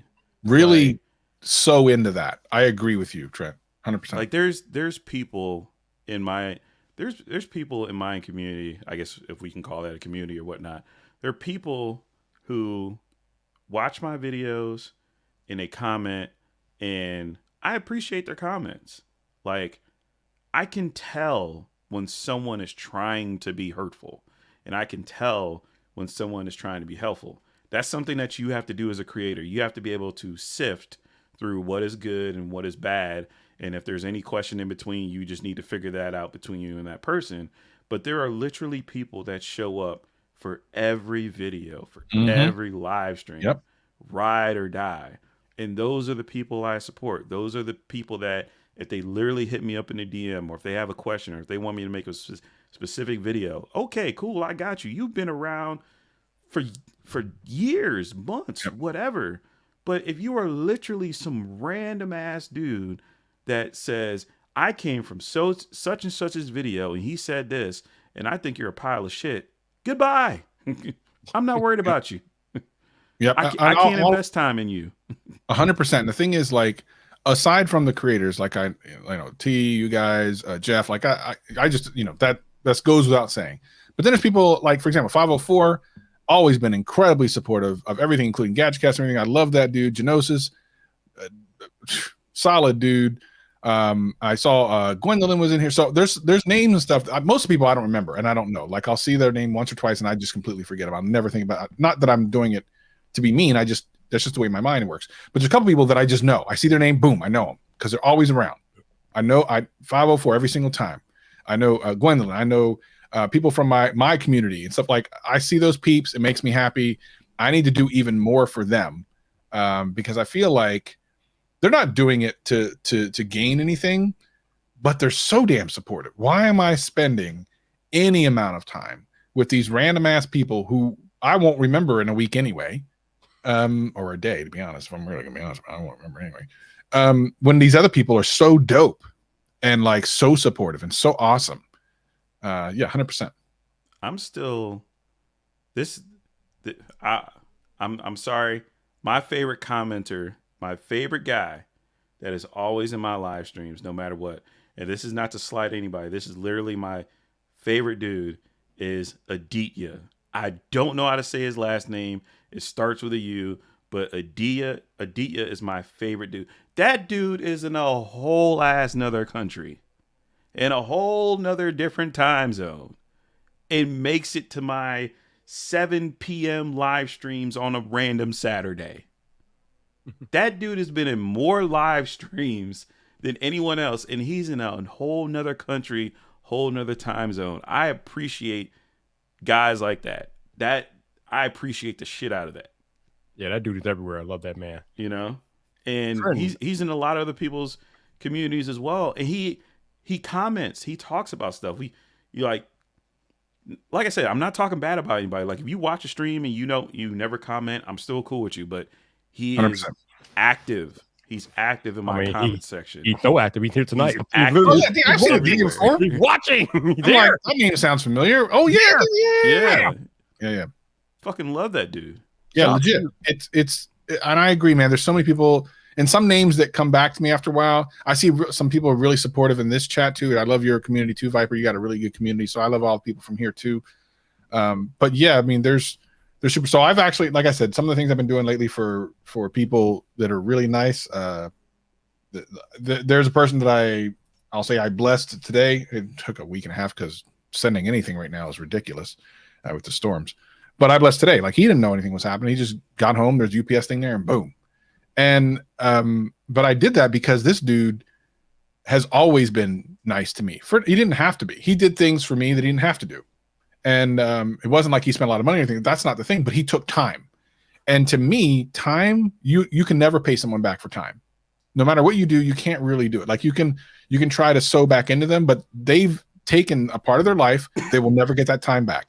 So I'm already indebted to you. If you spent time with me, you have no idea like how much that means to me, because it's not something you can buy back. So I love giving back into that. And for people to just saying, when I used to do my live streams, 6:30 a.m. Look at that. 6:30 a.m., 4 a.m., all that stuff. It's like, bro, how can we ever show thanks to you? Because it's ridiculous. Like, I can't pee straight at 6:30 a.m. I'm not going to get up and watch a damn live stream. You can forget that. I love both of you guys. But if you do a live stream 6 a.m., I ain't going to be there. All good, man. Yeah. Trent, I want to go back to something that you said on Twitter. I think it was yesterday. You, sir, have decided to reject the YouTube faith. Yes, and it's not okay. Let me say this right now. It's not for the reason that people are thinking. It's not because I'm like, oh, I'm against the VidIQ and everybody. No. It's not that. It's not that. I'm gonna tell you guys the 100% honest truth why I don't want to do it anymore, and this is literally why. Every single face that I have tried to make for a YouTube thumbnail was fake. And when I say fake, I did not feel that expression when I made it for the thumbnail. I was making that expression because I was mimicking other people who made that expression. I couldn't make that expression if I tried with my own imagination. It's literally because I was making, like a copy of what other people were doing. And there would be times where it'd be like, oh man, I'm so excited, but I have to show that I'm excited in the thumbnail. I didn't have that same level of excitement in the video. And when I rewatch the video, I feel like I'm clickbaiting myself. And I'm like, okay, instead of doing all that, instead of, either presenting myself as upset or feeling some type of way, you will see the product. Okay. You will see the product. You will see a screenshot. You will see a thumbnail that will let you know exactly what that video is about. But I just personally can't bring myself to get on camera and fake an emotion that I don't feel. Now, I'm not saying that other people are doing it. I'm saying this is me. Like, I can't be like, and then be like, yo, what's up, y'all? Welcome to, Tech Rant. Because you guys know me, I'm two modes. I'm either low key or I'm losing my shit at somebody. If I'm losing my shit, I still don't, my face doesn't magically transform into that. I literally just ranted about somebody not even 15 minutes ago. Did at any point did I go, Your inner child did. Your inner child did. So that's not me. That's me over exaggerating.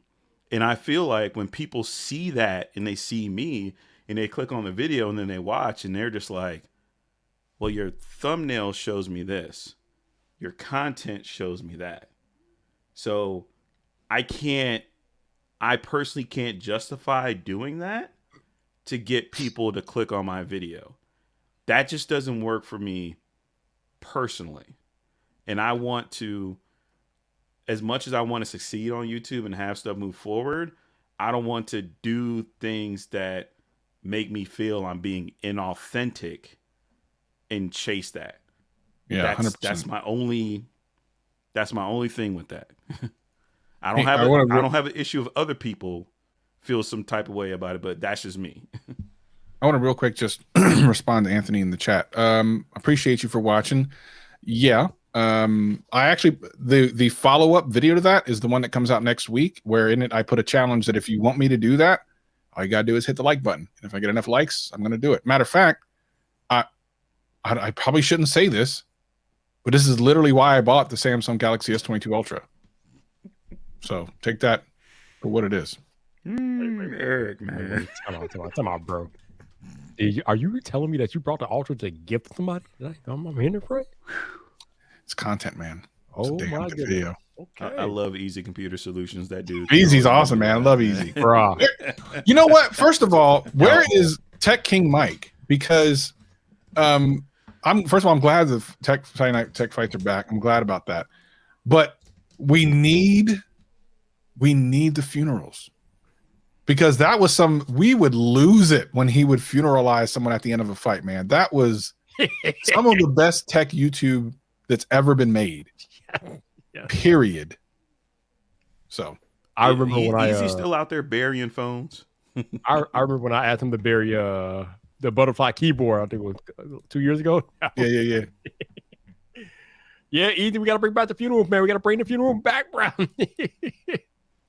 Oh man. Somebody said that I should give him to do a funeral when I path my old channel and stuff. I'm like, you know what? We might have to do that. We might have to bury the old channel. We might have to do that. What's funny is over there probably through March through April, that's going to be the biggest haterade months for people, because I'm literally going to be comparing the 13 Pro Max to the S22 Ultra, and God knows how much people hate comparisons. Well, but people love comparisons too. They click on them. They click on them. That's the whole thing about the YouTube thumbnail stuff to me, man. Oh, we hate the YouTube thumbnail. Can we do something different? Well, you keep clicking on it, bro. I'm like, no. And I know why you do it, because again, I gotta explain on Twitter, it's all about human psychology. Most humans, when they see like a shock face or an emotional face, they respond to it immediately. It's not like you think about it or whatever. It's just your brain is chemically wired to respond to emotion. Usually, I know. I think Bionic Cooper introduced me to. Well, he didn't introduce me. I already knew about it, but he reminded me of the term neurodivergent. So neurodivergent people don't really. They are sometimes they won't respond to emotion like neurotypical people do, but I think most people will respond to emotion, and that's why you see all the shock faces and things like that, because it's emotion, and people respond to emotion even without thinking about it. They respond. So if I can, and here's the thing, right? The reason why the YouTube shock face is so popular is because as we're scrolling through video trying to figure out which one to watch, you get maybe 2 seconds if you're lucky to throw your thumbnail in there and have somebody look at it. And if I throw up that can get you at least to stop for a moment. And if I can get you to stop for a moment and look at the title and thumbnail, then that's what I'm trying to do. So yeah, look at what 504 just said. But it's true. It's like, I'm glad. See, I love 504, man. He's so real about things. He's like, look, I hated this stuff. I still clicked on it. Damn it. They got me with it. Oh, there you go. That's what we're talking about. That is what we were talking about. You got. Bro. No, but it's true. It's true. It is what it is. Listen, it's funny. I rarely even pose for thumbnails anymore. It's very rare because I have a bunch of them that I just cycle through over and over. I've noticed that. Yeah. I need to go on that Travis thumbnail plan. Well, the thing is, like, I have a real problem with this next one. Like, one of the reasons I haven't released the follow-up to the iPhone to Android video, because it's done edited. It's sitting on my hard drive. I can't figure out a thumbnail for it. So I'm trying to figure that out, and then I'll release it. I see other people still ask more stuff. Yeah, I'll definitely do the Android to iPhone person, but that's after this next one, which is an iPhone to Android again, just correcting some things. But yeah, thumbnails, man, they're not always easy. So if you have, this is one of the things that like makes it hard for me to do certain videos, because I can't think of it. Like for this particular video, I don't know how to do the thumbnail. That last video, which I was proud of the video, I switched that thumbnail so many times and the CTR was never any good. And I don't know what to do for this one. I literally am going to need to have someone who's like awesome at thumbnails. I got to talk to them and be like, look, I'll pay you money to do the thumbnails, because I don't know what to do for this. I really don't. I just said, I think a few days ago on Twitter, when I get YouTube rich, I am outsourcing thumbnails. Yeah, thumbnails for sure. You get out of there. Like, I don't want it. You can have it. Yep. I also need someone who has organizational skills, but you know, I want to do thumbnails, but I want to do thumbnails like I want to do product thumbnails. That's my thing. Like, if the thumbnail has to be about a product, I wish I could take MKBHD style of thumbnail and fuse it with like Peter McKinnon's style of thumbnail. Like, however they do thumbnails with products it just stands out to me. Like I've never figured out how to, take like a product and put it in. Maybe I still need to learn because I still have like the dome light and everything, but to where product photography, like that's what I would do for a thumbnail. That is something that I like and that I would enjoy. And product photography is big in tech. Those thumbnails usually do well, especially if it's like about a particular product, like an S22 Ultra or an iPhone 13. Product thumbnails, they do well. They're really important. Yeah, 100%. I don't have to worry about cutting myself out and worrying about that the red part of the gaming chair got in there, or I gotta set up the green screen. Shit. Well, Trent, if you take that picture with the Galaxy S22 Ultra, you might never have to worry about cutting out the red cheddar again, man. That portrait mode looking kind of fierce, bro. Oh yeah, it's look. I'm ready for it. Okay, kind of fierce. I am completely ready for it. I've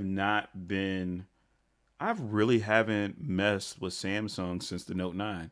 I got the S21 Ultra last year just because I was like, I wanted to try it, but it wasn't a Note.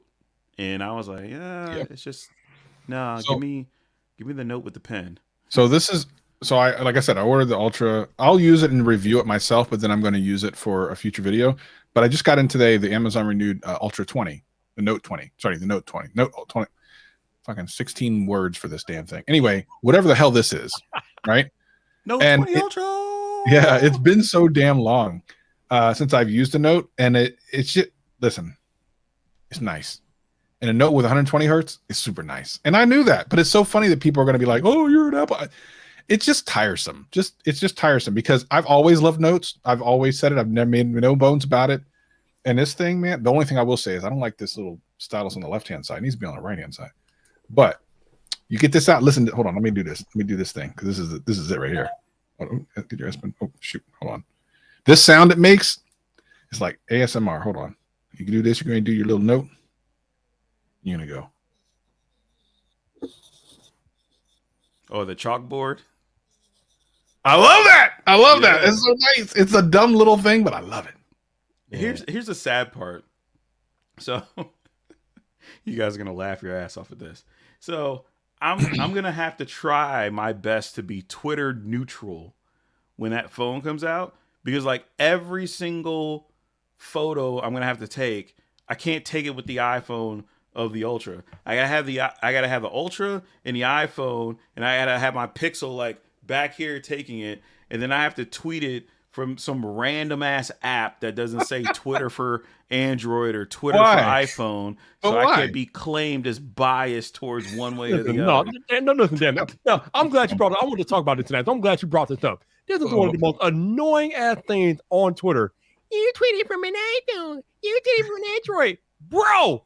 I am literally called the man about tech. It doesn't say the man about Apple. It doesn't say the man about Android. It says the man about tech. I use all the tech. I don't know why this is so hard for people to comprehend on Twitter. Just because I tweet from an iPhone or tweet from an Android. I tweet from everything. I have everything. God. People are so annoying with that, though. God, stop it. By the way, just real quick, what do you have right now? Call everything. I have I have Viper rich ass. Pro. I have the Pixel 6 Pro, and I have the Galaxy Fold 2, and I have the Surface Duo 2 in the other room somewhere. That man got everything. That man got literally everything. Almost everything. Literally. That man got 2 tablets. Shh. Yeah, I do have a Surface Pro 8 and the iPad. I think I have 3 tablets. Never mind. Got 2 iPads and the Surface Pro 8. Man, look, you Pixel man. Okay, I'll use Greg for example. Greg has damn near every Apple product and could tweet from one of those Apple products and be like, yeah, Apple, this jelly scrolling, I don't know about that. But you're using the iPad. Bro, I spent so much time with Greg in California. It was really cool to get to know him like on a one. Like we've had personal conversation before we went out there. It's one of the reasons I asked him if he wanted to go. But he is. I love that dude. I love that dude. I guess that's all. We need to make that happen. 504. We need to make that happen for real. Yeah. Shut these people up. Thank you for everybody in the comments throwing out suggestions. I'm gonna go back and copy all this shit. Yeah, exactly right. But yeah, like again, the whole like Travis keeps saying, the whole brand loyalty thing is just so dumb that people really get in their feelings about where you're tweeting from or what device you're tweeting from. Like, oh my god. Well, okay, hold on. Some people are asking about Pixelmator Pro, which is interesting because Renee Ritchie mentioned that to me in a DM the other day, but I didn't know what it was. And as far as like background removal, I just go to remove.bg and it does it in like half a second. So it doesn't cost anything. Is Pixelmator something you got to pay for or something? Or what is that? Well, Pixelmator Pro probably. I use Affinity Photo. I know I paid Affinity Photo, but I love Affinity Photo. Affinity Photo is amazing. I use background removal from Canva, and I pay like I think you pay for that one though, right? Because background.bg is free, so I just use that. How much is the other thing about Canva is they have stock footage. So I mean, I use Canva for my thumbnail. Every single thumbnail goes through Canva, but I don't use the background removal. How much is their thing? It's $12 a month, but like you get access to everything. You get access to like all the pro stuff. So I remember this. Okay, for future creators, here's a little hack. So I had a video that was purely a commentary video. Like I didn't have the product, but it was my thoughts about it. And so literally I just went into Canva. Since I had the pro membership, I went into videos and I just typed in iPhone 12, iPhone 13, anything with an iPhone, and found clips of people scrolling on their phones, people walking around, people being happy. And I downloaded the clips and that was my B-roll. Oh, they have video B-roll on Canva? Yeah. So if you go into Canva, you go under videos, there's a search bar that you can type in there. I think it's under elements. Yeah. You go into Canva, go under elements, Let me look. And then you can select video, you can select images, you can select graphs. But if you type in iPhone, if you type in Chromebook, whatever stock footage that they have, you can just throw it on. Wait, where is this? Under content planner? What? Let me go into it real quick. Yo, shout out because I'll pay Canva. I've been using their stuff for so long, and I've been using it for free. I should probably pay them. I mean, I got a damn freaking $30 a month gym membership I haven't used in 2 years. I gotta because they make it so hard to cancel. So when you go into Canva, like I'm at the home screen. Yep. You can just click on video and then click on. Yeah, I don't have video. I think the thing is because I don't have the pro. That's probably why. I should just get it. Well, here, if you want to hang around after the stream, I can share my screen and walk you all the way through it. Yeah. That'd be cool. Get it, Travis. Yep. Shout out to 9 to 5 Mac. What's up, man? 9 to 5 Mizzle. Who's in charge of it? I don't know who's out there. I don't know if it's Jeff or Miles or Dan. Like Miles. I like Miles. I remember when I first found him because he was doing HDR content. I'm like, oh, I love that because I have HDR TVs and everything. I'm like, he's the only kid that's doing that. Of course, it was ruining my computer. My computer was like, listen, that's too much. you can't watch this in 4K HDR 60 frames. It's not gonna happen. We gotta have a conversation. I'm like, damn. All right, Miles. Shit, I'm gonna have to go out and watch on my TV. Turns out the Apple TV I had at the time couldn't do HDR 4K on YouTube, so I had to wait. Got that new one. Now it works, and now I can see Miles in 4K HDR beauty. Love it. There you go. Now you got that new iMac behind you too. Like, yeah. No subscription after the. Okay, Mike, I'll check it out. We get Pixelmator Pro. Okay, all right. Well, I'll look into it. But I like Canva. Is it on iOS or Android or both? It's a Mac thing, I think, which is cool because I got my little iMac back there. Oh no, I think Pixelmator Pro is on iOS, I believe. Oh, it's on iOS. Oh, even better on my iPad. Come on now, let's go. Look at this. Creators helping creators. SDR. Right? No, I love it. Don't do that. Don't you dare go back to SDR. Don't do it. Don't you do it. Ooh, they even got a free trial. Is it on iPad? So I just put it on my iPad? Also, try Pixelmator Pro for free for 15 days. All you app developers out there watching or listening, free trial. Y'all need to get on that. Yeah, for sure. Free trials are awesome. Just saying. I know a lot of y'all have free tiers, but yeah. Even if you have like a pro tier to your free stuff or whatever, or if you have a pro pay tier, let us try the pro stuff for a few days, man. Let's try it out. Yo, so check this out. I've been spending a lot of time in the retro video game community over the last couple months now. And it's new. It's a new kind of community. It's really cool to see the vast majority of creators are under 10,000 subscribers. They're all kind of like just coming up together at the same time. They're all supportive of each other. It's really cool to see. And they have a thing that's kind of like Saturday Night Tech Fights, except for it's on Friday nights. So tonight, where they get these little tournaments going on, old retro video games, old retro fighting games and stuff. But it's interesting because and it's so funny. I told them this was going to happen because they're all coming up at the same time. They're getting these really like high number engagement on like live streams. So channels with like 2,000 subscribers are getting like 150 live concurrent. Like it's crazy. And they just continue because they all on each other's show, that when they are not on the show, the people who watch the stuff only know about these like 5 or 6 channels. So they're constantly going around. So no matter how small you are, you got like 200 people watching your live stream. Like it's awesome. I love it. Right. And everyone's super supportive of each other. I said to one of these guys, I said, look, these are the golden years. Love it now because something's going to happen. Someone's going to mess up or something's going to happen. And then it's all going to change.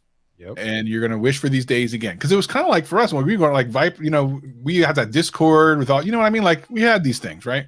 Yep. And things happened. It wasn't bad. Like nothing happened because it was bad. But although we saw some bad stuff, like, right? We saw some blow-ups. Shit happened yesterday. I was like, I knew it. Because all it is, you put too many humans, no matter how good most of them are, in one space, something's going to happen. Yep. So the fallout from it is happening tonight. I gotta at 7. I'm gonna go watch that. With my popcorn ready. See if I can watch this fallout from these shenanigans. Someone did a 2.5 hour cancel video. This is no BS.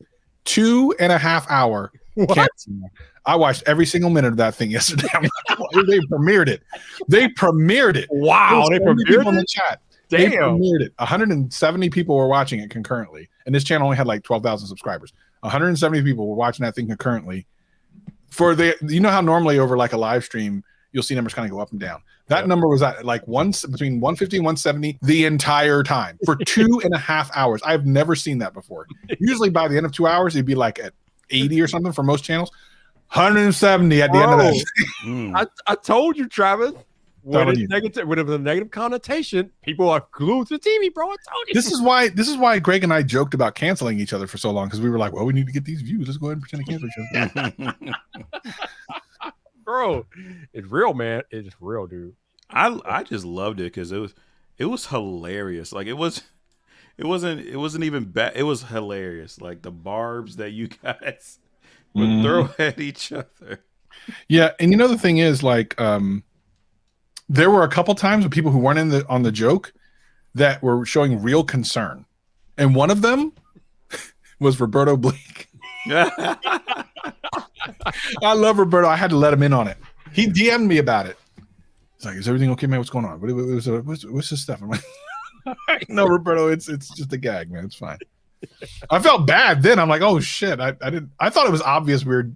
Because we would never say anything that was like particularly damaging to each other. It was just kind of dumb stuff. But it was like dumb low sweeps though. Like if you were somebody that kind of, you read the room and you're like, okay, I see where these guys are going. And then you're like a petty person as well. That's why like I started memeing some of the shit, because I was just sitting here in the background like, oh my God. I love that stuff, man. We had so much fun with that. And those that whole thing with the goddamn Snickers candy bar.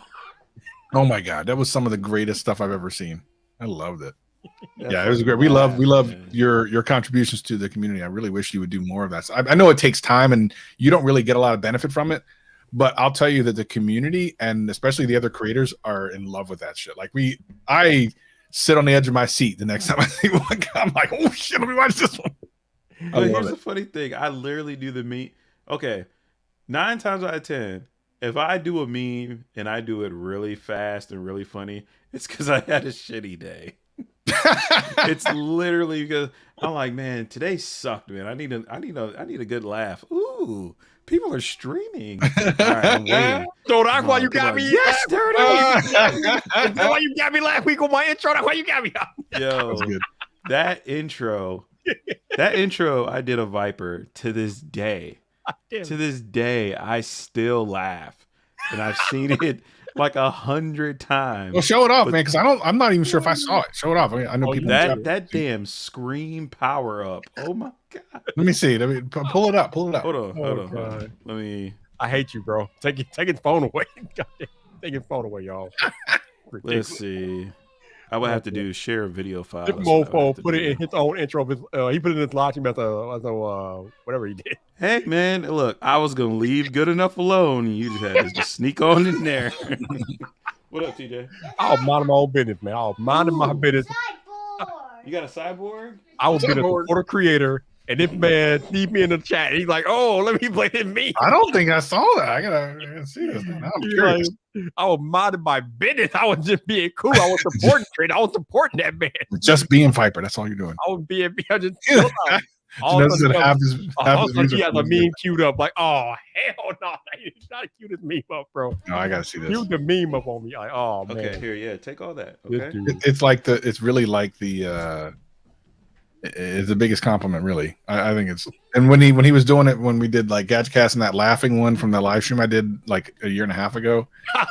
I enjoy that, man. It's so fun. Yo, that laugh crazy. That laugh. Well, the funny thing is like I was legitimately laughing, like I had lost my mind because I think it was 504 even that said like whip wop.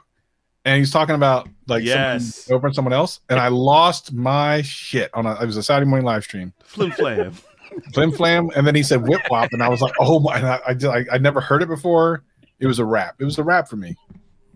All right, let me make sure this is the right one. Oh god, the right one. Then only there's gonna be only one. Right. I got a whole file for you, Viper. So part of the process is I have to screen record, right? So there's a video of the original screen recording. Then I have to screen record whatever animation that I'm going to use in the video. So then I have to take both of those and put that in the LumaFusion. And then when I export, there's the final one. Oh my God. There's like 3 of them in a row that have like the same. Yeah, they look kind of similar. Yeah, I know exactly what you're saying. I try to delete those other ones as soon as I can because that happens. Yeah. So let me see. Man, it's the iPad file system, which is a little bit trash. Yeah, a bit trash. I mean, it's not meant for what we want it to be done, what we want to do with it. And I feel like if they remove that limitation and make it good, then they're going to cannibalize too much stuff of their own. I think they literally keep that up as a barrier. Me and Trent have talked about this many a times. Yeah. Wait, what happened? It's like an artificial barrier. The limitation of iPad OS. Oh my God. Like, I still love it. I still think it's great. And I think it's definitely better than a lot of things out there. But there are some very definitive things that keep it from being a laptop killer. And I think that they're doing it on purpose. Now, at this point, here we go. And this. Wait. We got this shit here. Make it full screen. This shit here. Yeah, Make it full screen. Oh God. Look, Viper's like, he didn't want to do it. All right, y'all ready? Go ahead. God, this shit here. And this is to go even further beyond.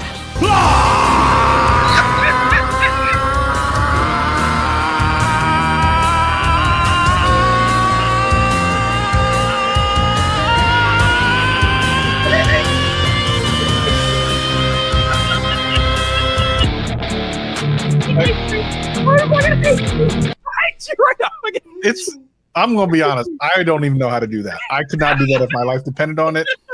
I don't know how you do it. I know keyframes are involved, but that's about it. I don't know nothing else. I hate you, bro. I hate you. Yo, if I showed you how to do it, you'd be like, really? It's that simple? Yeah. Well, the thing is, forget about like the technical aspect of like you figured it out at some point, but that was in your brain.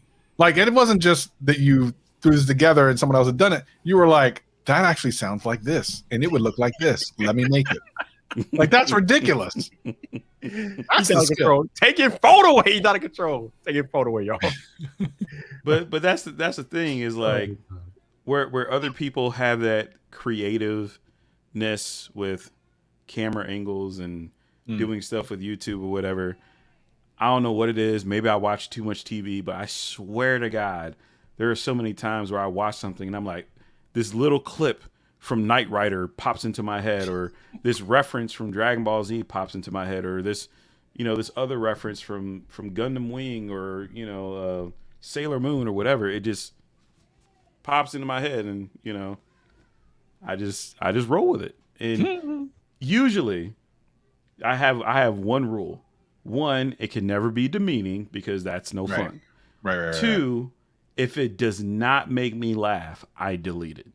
Because I generally have this thing like, if I'm going to laugh at it, I know most other people are going to laugh at it. Yep. Like, I usually don't laugh at just non-funny stuff. Right. So if it makes me laugh out loud, I'll throw it up there and people are laughing and dying, tickling themselves. I feel that. Man, it's out of that control. damn scream though, dude. Man, it's out of control, man. I don't even know how the hell I came up with it. I think I just came up with it randomly one night. Yeah, you were into it. You were feeling it one night. Look, that took me back to when did I first see Dragon Ball Z and Goku transform like that? That took me back to 8th or 9th grade, and then a couple of years later, on YouTube, there was like a little kid who did the same thing where he actually believed that he was transforming or whatnot. And of course, people memed the death out of it, but it was very similar to that, and that popped in my brain. I was like, "Well, here we go." So, James, to answer your question, my dude, I think we all have a pre-order in. So I guess that tells you everything you need to know right there. I actually, I'm excited, and I'm not saying that just to be like, "Oh my god, it clicks!" Like, no, I'm genuinely anticipating and excited to use that phone. I went to Best Buy today and I picked it up, and I looked at it because for whatever reason, the pictures that Samsung took of Burgundy, they don't compare to real life. Like when you see even the green, because I thought the green was going to be kind of dull, the green looks great. In my actual experience eyes, it looks great. I wanted Burgundy blue or looks green. great. You can tell that I wanted either blue or green. Blue was going to take too long, and green, by the time I could get in and buy something, it was sold out. So I'm like, all right, I'll just go to black. Fine. Man. I'm going to go to Best Buy and take a look myself. And James asked a question. I love James. He's really supportive too. Nope. They won't keep their value. Because the thing is, every year I talk about this and people think I'm hating. I'm not hating. It's just the truth. You wait 2 or 3 months. I mean, look how quick the Fold 3 went down to $1,000. Hello? Like that thing was on Best Buy sale forever in a day for $1,000. Wait, did Viper just freeze up? What happened? Oh, screenshot it. Hurry up. Get it. Come on, get it. Yeah. Hurry. Yeah. Yo, that's the perfect. He's froze. Hurry. Wait, I got to do it.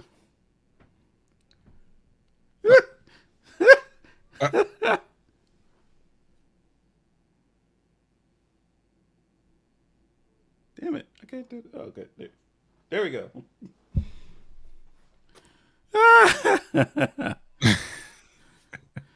You're just messing up. Yo, Viper looked like one of those people that's like, no, let me tell you.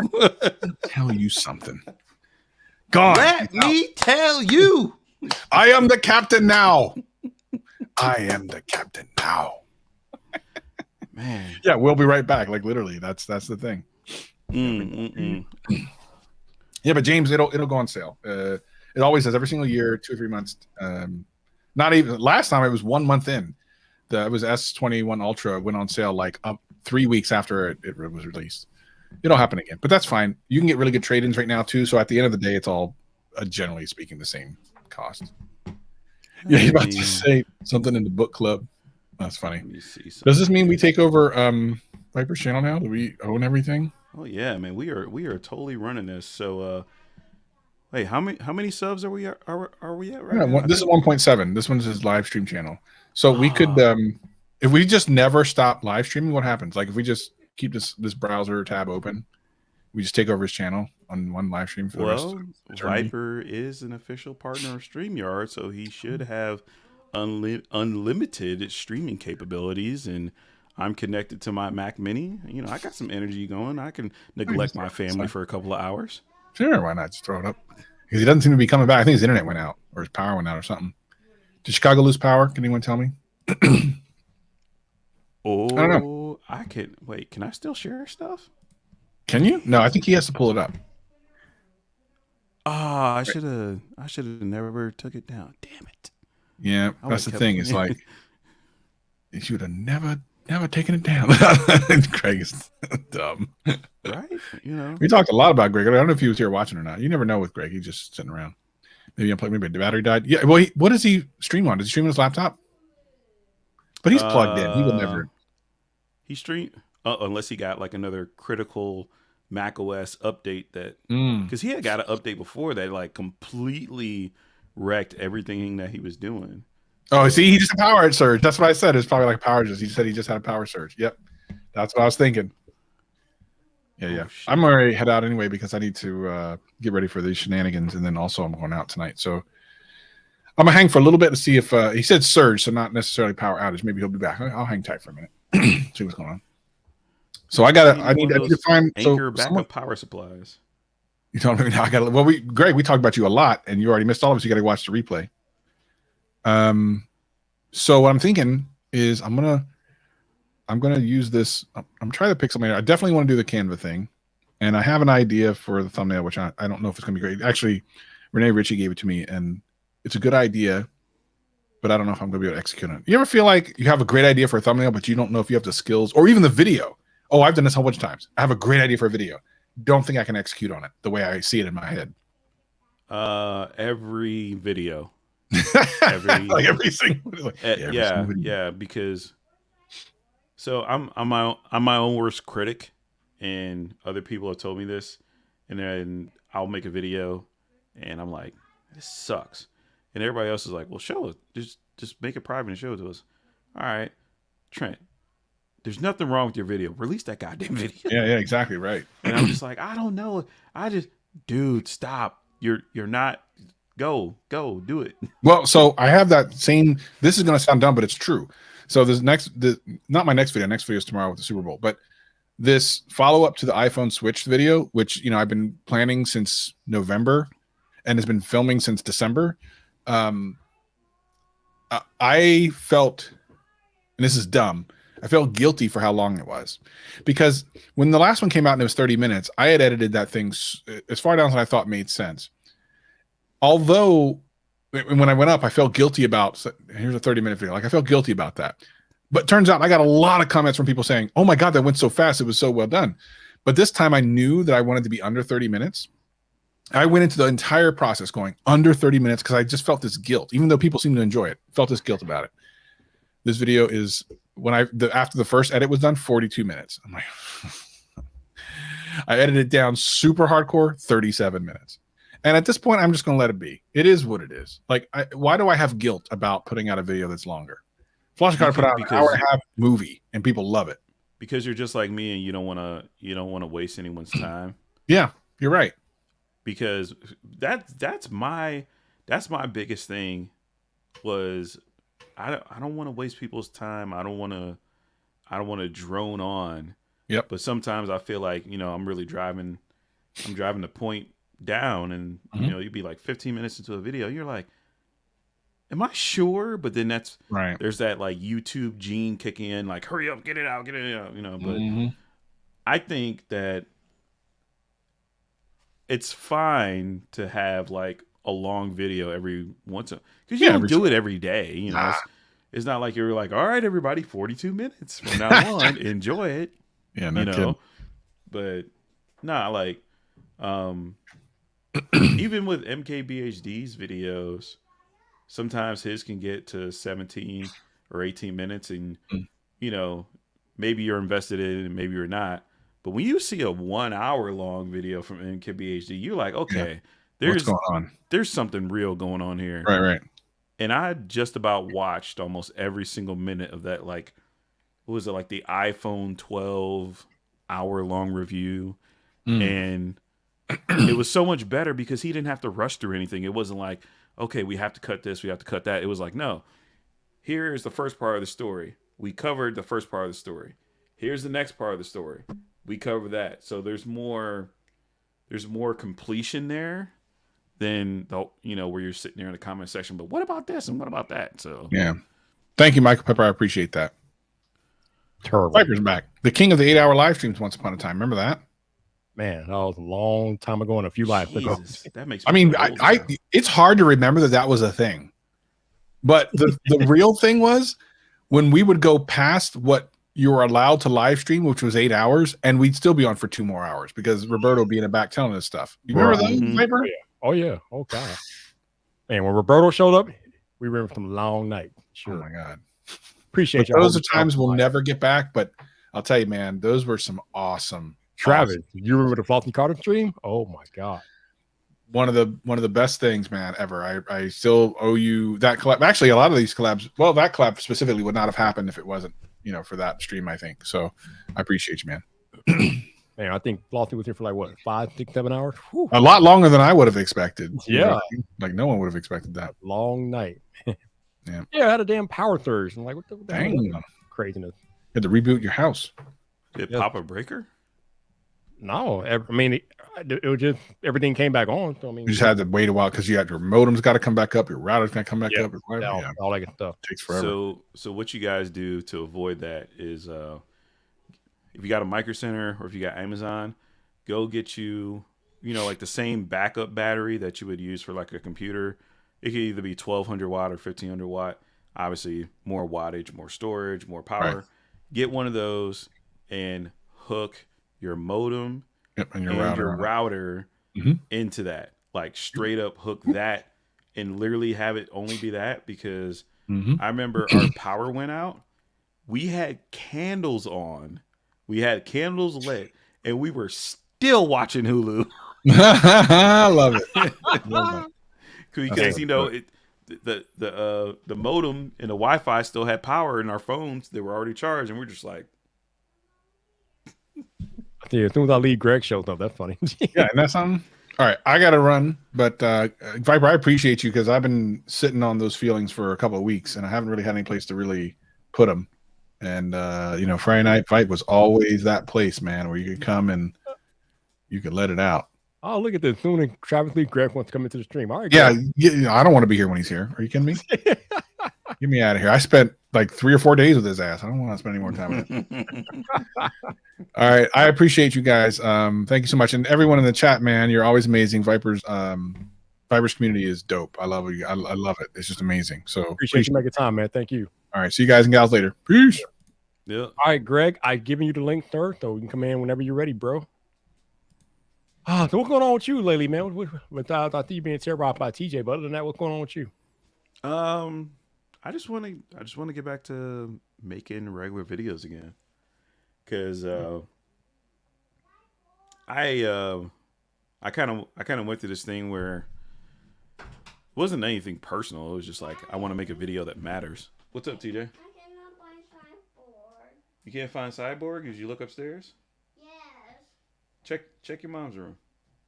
It's probably up there because you were supposed to go show her. But I mean, I kind of was a little stir crazy because it was, wake up, go to work all day, try and think of a video, come home, gotta do an oil change. All right, well, let's do that. Got to clean out the car. Got to go do that. Got to go play with the kid. Got to go do that. Got to go wash the dishes. Got to go do this, do that, do the laundry. And then, fuck, I got to make a video within an hour. Okay, what can I talk about and make a video in an hour and have it uploaded and ready to go for tomorrow? Make the video. I don't know what kind of a train wreck of a video this is. Okay, I'll do it the next day. The next day, car registration and do this and do that. And it's been a busy past 2 weeks. I'll say, yeah, it sounds like you've been busy, man. Well, the other thing is I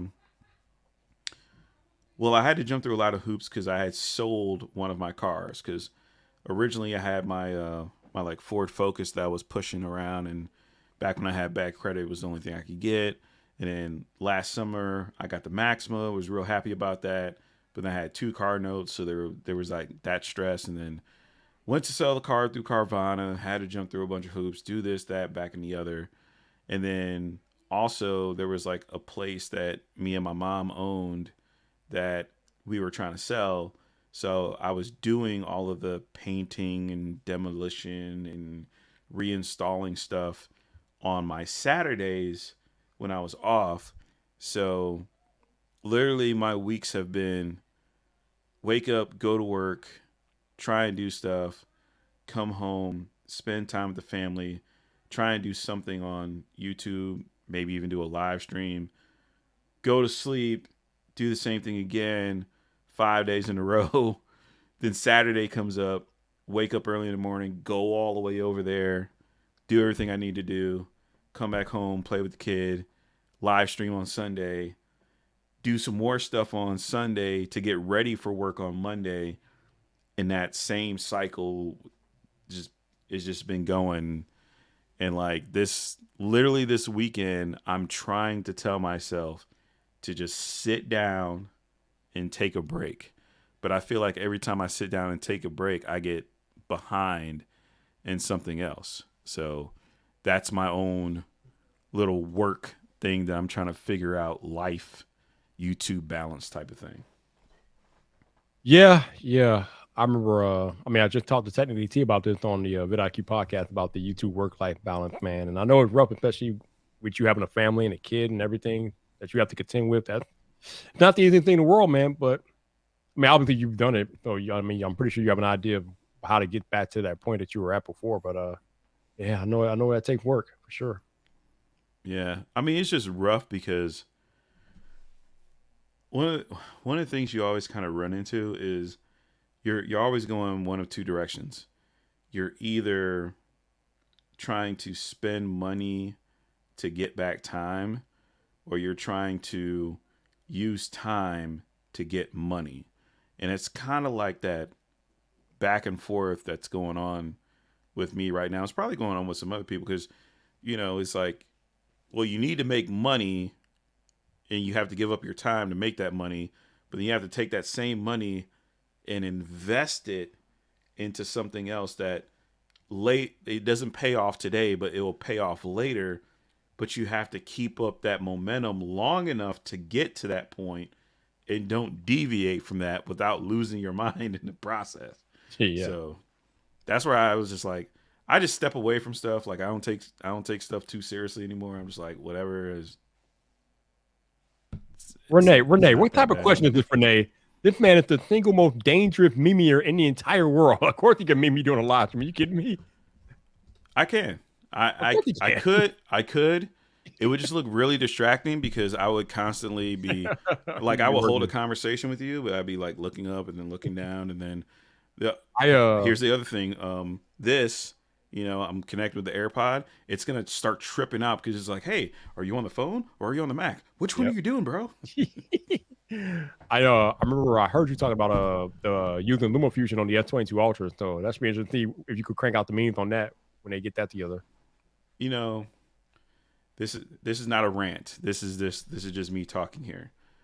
One of the reasons why I'm excited for LumaFusion on the S22 Ultra is because I can use the S Pen on the phone. Yep. Because yeah, you can get an iPad and you can get an Apple Pencil, but that's not something that you can always pull out somewhere and have it be convenient. Whereas if I had a stylus to go with this and I could use LumaFusion, because there's a lot of times where I mess up because my finger isn't as precise as a pen. So sometimes I will have to re-edit or adjust the clip multiple times. Mm-hmm. And then the other issue that I have is, since we have like Face ID and you have like that bar at the bottom, I'll be scrolling through LumaFusion and that bar will come up, and then the app switcher will activate and I'll take myself out of LumaFusion. So then I have to be careful not to instinctively swipe away. So that's where I want the pen, because the phone's going to recognize the pen and I can be more accurate with it. And, if I'm sitting here at my desk, I can just pull out the phone. If I'm on the go or wherever, it's easier. It just makes my life easier. It's not an Apple thing. It's not an Android thing. It's literally the tool that makes my life easier. Yeah, Alex, LumaFusion is coming to Android, but I think it's just they have an exclusive. I think they have an exclusive deal with Samsung, so I think it's just going to be on Samsung devices, I believe. I must admit this, because I was watching the Samsung event, and I think I checked out after when they got to the tab 8. I kind of checked out, so they must have made that announcement after I checked out. I went over it after that. I think they announced it towards. It was part of the Tab. It was part of the Tab Ultra presentation. Okay, yeah. Because they were talking about the keyboard, and they showed like a little snippet of LumaFusion. But here's the other thing it's good for a lot of people. So naturally, I like using Final Cut. Right. I wish Final Cut was available on Windows, but it's not, and we all got to, face that reality. However, if you are getting into creating, if you're getting into video editing, if you don't want to put up a lot of money and you have a phone that can run LumaFusion, it's $30. You only have to pay for it once. That like annihilates almost everything about Adobe Rush and paying that monthly fee. That annihilates everything about Power Director and then Cyberlink and all the other stuff that you either have to pay a lot of money for or pay a monthly fee for. They constantly are adding features every single year. And it's the cheapest way to learn how to, get used to Final Cut or something comparable to it. It's massively easy too. Yeah, Like LumaFusion is legit. It's not crazy or, and I always advocate for putting, what I guess like technology in more people's hands. So if I could put Final Cut in everybody's hands, I'll put Final Cut in everybody's hands. But since I can't do that, the next best thing, LumaFusion. I mean, when I first started my YouTube channel 4 years ago, I was editing most of my videos on LumaFusion because I was doing everything on my iPad, and all I had was the iPad to shoot and edit videos, and LumaFusion was it, and it was amazing. But I do wonder, Trenton, like you just said, they are constantly updating and adding things to LumaFusion. So I do wonder at some point if they're going to switch over to a subscription model for LumaFusion. I mean, I don't know, but I mean, it's something to think about. I don't know what the future holds, and that would be interesting to see what they do later on down the line. However, I can look at what's been available, and like I said, today I'm probably gonna make a video about this, but I honestly believe, and I'm gonna try this out too. I honestly believe that if you go, and this is not me pushing Samsung, so don't y'all go crazy with this shit.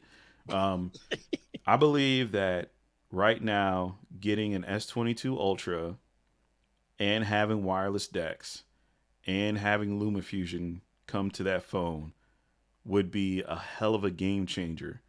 Because imagine having wireless decks to your TV. You don't even need a computer monitor, as long as it's a smart TV.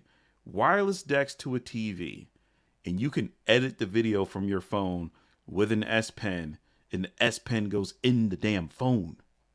And then you can take the same video that you recorded on all those wonderful cameras or whatnot, and you can use Wi-Fi, or you can use LTE, or you can use 5G, and you can upload it directly to YouTube. I'm sorry, but 10 years ago, I would have looked at people like they were crazy. Wirelessly. You don't have to plug anything in. Wirelessly, you can do all that. And then essentially you can somewhat run your channel a little bit more efficiently from the phone, because the phone, if we break everything down, you can say Google Docs, Google Notes, Google Keep, whatever, for your script or outline or whatever you want to do, right? Then you have the phone that you can use as your camera, so you don't need a DSLR or whatever. The phone's going to have decent audio. It's not going to be perfect, but it's going to be good enough. It's enough to start a YouTube channel. You have your video editor. You don't have to pay $300 for Final Cut. You don't have to pay $59 a month for the Adobe Suite. You don't have to pay that much for Adobe Rush. You make one payment with LumaFusion. You do everything that you need to do in LumaFusion. You can export through LumaFusion. That file is now on your phone. You can upload it using your cellular data plan or Wi-Fi. Go to a library, go to a school or whatever. Get that to YouTube. And then you can still go in the web browser on the phone and do your tags. You can do, you can do your thumbnails through Canva or any other source. Like if you want to take a picture of yourself and then cut it out later. I know it sounds complicated, but when you sit there and think about all the stuff you can do, and then you actually do it, and then realize how much power you have in your hands with a phone. With a phone. Yes. It's a lot. That's crazy to me. It's a lot. Renee, it's funny that you say that, my dude, because I just had a power surge like 15 minutes ago, and when I tried to get back up running with my Camlink 4K, it was not working. So this is what I normally use, and it is not working. So I had to switch over to my backup Camlink cheapo. So that's what I'm using right now. I'm using my Camlink cheapo. I don't know what the hell. It's some generic HDMI capture card, but it's doing a job. So always have backup for people. Always have backup. So I want to talk about this thing that Travis just said about how he didn't watch the Samsung event because all the reviews dropped. I don't know how you feel about this, Trent. I remember talking to Renee about this not too long ago, but I do not understand, Trent, for the life of me, why Samsung's embargo lives right before their event starts or right like 5 minutes after their event starts. So if you're like Travis and you don't want to watch the event, you could just go watch Justine or Marquez or Judner and watch their videos and not even have to watch the event. It would make a lot more sense to me if the embargo still held through the event, and then once the event was over, okay, lift the embargo. But do you have any idea why Samsung does it the app backwards way? I don't understand. So if I were to look at this in a different way, if I were to look at this and say I'm not a creator, and if I were to look at this and say I am not a YouTuber, right? If I'm looking at it from Samsung, I'm kind of looking at it like they're just throwing it all out there. They're trying to push out as much attention as they can possibly get all at once. Because obviously with Apple people are going to be in the know-how, and the rest of the world is going to be like, all right, whatever. And then you're going to see the videos later, and then people are going to check it out. But to me, it kind of makes sense because I don't think Samsung really cares about people watching the event as much as we think that people care. I think Apple, they want you to watch the event. The amount of production, the amount of practice and poise that they have with their events to where it's so on point, it's like they want everyone to see the event first and say, okay, now go watch everybody else. Where Samsung is like, look, we don't give a shit. Just if you want to watch something on YouTube and don't want to watch us, cool. We just want you to know about the thing. We just want you to know. And when I kind of look at it that way, I'm like, you know what? That's kind of cool because my experience was the event came out. I watched 5 minutes of the event. I'm like, okay, this is boring. I'm not interested in it. Ooh, MKBHD has a video out. Let me go watch that. Ooh, so-and-so has a video. Let me go watch that. And then after I about tuckered myself out of watching YouTube videos, now that I watched everybody else, I was like, you know what? Let me go back and rewatch that event and give it another chance. And you know what? I was actually able to sit through the event and watch everything else, except for when they talked about plastic for too long. But like I said, I just don't think they don't care enough. And it's not like in a bad way. I think they're just like, hey, we want the exposure. Because, obviously they look at themselves. They're like, look, we know that people aren't in that cult of Samsung like people are in the cult of Apple. Like Apple just has to whisper phone and we got 3,000 different videos about it. So Samsung's just like, hey, we just want you to know about the phone and just go from there. Now, if I look at it from a creator's perspective, then yeah, it doesn't make a lot of sense because now my video has to compete with an ongoing, event and all that stuff or whatever. But when I look at everybody else who doesn't know about tech or doesn't care, it's just like, oh, there was a Samsung event today? I didn't know, which 99% of the rest of the world doesn't know. But Apple people know when there's an event. Is that you know what? I'm going to test this theory right now, the poets. We're going to go to YouTube and see if more people watch Marquette's video than Samsung. Let's see. Although Marquette made multiple videos, so I don't know how much it's going to work. But we're gonna focus on the S22 Ultra. Samsung dropped 8 videos in one day. I'm just talking about the event on their channel. Yep. Yeah. I'm talking about the actual event. So we go search for the actual event. So the actual event had 4 million views. So we go to MKBHD. I think more people. Nope. Well, then combined videos have almost 4 million views, but 2.4 million people watched his Ultra 22 impressions, and another 1.8 or 1.7 watched his S22 impression. So actually, more people watched the Samsung event than the creators event, which makes sense to me. I mean, I have a question. I have a real quick question. mhm. So is I'm trying to think of how to put it. Is some like so if MKBHD puts out a video about the Samsung event, right? Is some like are there like some countries that video won't show in that stuff from Samsung the company would show in, but it wouldn't show from YouTubers or something like that? Because one thing I always try and think of is like how with other countries sometimes they don't see certain creators because of for whatever reason their laws or however or whatnot. But like if it's a company and they approve of the company showing it, they'll show that and they'll only get their information from the company. I don't know if that's like China or like some other places, but that's the only other thing I can think of. Maybe, but I don't know. I mean, MKBHD's audience is like worldwide. I don't know if that would even be a thing with him. Maybe, but maybe. I mean, there might be something to that. I don't know. Oh, Yeah, like Genosis was saying, like region restrictions. So it's kind of like where you have a TV show and you know maybe you can see it on multiple streaming services, but you might only be able to see it on one. So I don't know. yeah. Like Renee said, the YouTube count is the only thing that we know, but they probably had a lot more people on their actual website too. But let's bring in somebody who has not been on the show for a while, who's coming from a different setup tonight, Mr. Greg. I am coming from an undisclosed location on a random room on a MacBook Pro, so hopefully everything sounds okay. Y'all know what that means. This is Greg's hostage video right now.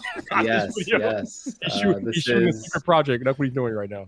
Yeah, this is a lack of proper equipment or an interesting background, but we're gonna try and make it work. Greg, it's been a while, man. Welcome back. How you doing, man? I'm doing okay. It's been busy. It has been a very long time since my last Friday night Vipe appearance. I can't even tell you when. That's right, Nate. Renee. It is the Gregory of gadgets here. Absolutely. Yeah, It is. So, Greg, we've been talking about a lot of things tonight. We've been talking about people running their mouth on Twitter and not being prepared for the clapback, the responses. Who's been doing that? Who's been running their mouth? I don't know. I mean, I haven't been following. You saw the Justine tweet where she tweeted in all caps at the guy who chastised her for putting a video out 1 day after the Samsung event instead of putting it out on the day of. Yes. And then Jelena put out a tweet earlier tonight asking, have you ever thought about tweeting somebody, but you deleted the tweet or whatever? So apparently a lot of people are running their mouth. And our boy Trenton here got a little smoke from a guy named Tech Alter, who I've actually heard of before, but he's usually quiet except for now. Trenton put out a tweet making fun of Samsung adopting the notch on their Tab 8. Right. And Tech Alter basically accused Trenton of basically drumming it up for clout. Basically. You're muted. You're muted. Unmute yourself. I need the engagement. This is how you get engagement. But no, I mean, okay, look downstairs. God, I love that. But okay, so long story short, you know, I make fun of everything. I don't care because everything can be made fun of. But even though I made a video defending the notch, right? There are people out there, they're like, the notch, it's great, it's amazing, I don't even see it. And then all of a sudden, Samsung came out with that tab, and they're like, notch! And I'm like, wait, how do you see that but not see that? Huh? And then I even did like the polite thing because, you know, apparently, how dare you tag someone's name in anything? Huh, that's so, you know, inappropriate. You know, I'm just like, okay, internet, you know, like it's a meme, right? Internet. Also internet. People get the joke or whatever, right? Well, apparently I only expected that tweet to get like 5 likes, and it got up to like, I think it's like up to 1,600 now, which doesn't even seem like a huge number or whatever, but it came across his, view or whatever, and all the way over there in Germany, and dude was like, did a 3-step program of analyzing my joke of a tweet to say that, oh, this is what you have to do to, get engagement. And I'm like, bro, I don't fucking care. I didn't even know who you were until this morning. And then I searched and I'm like, oh, he has half a million subscribers. What the fuck does he care about my tweet for? So I just retweeted. I'm like, bro, it was a joke. I don't know why you were so triggered by it, but whatever. I'll delete. I don't care.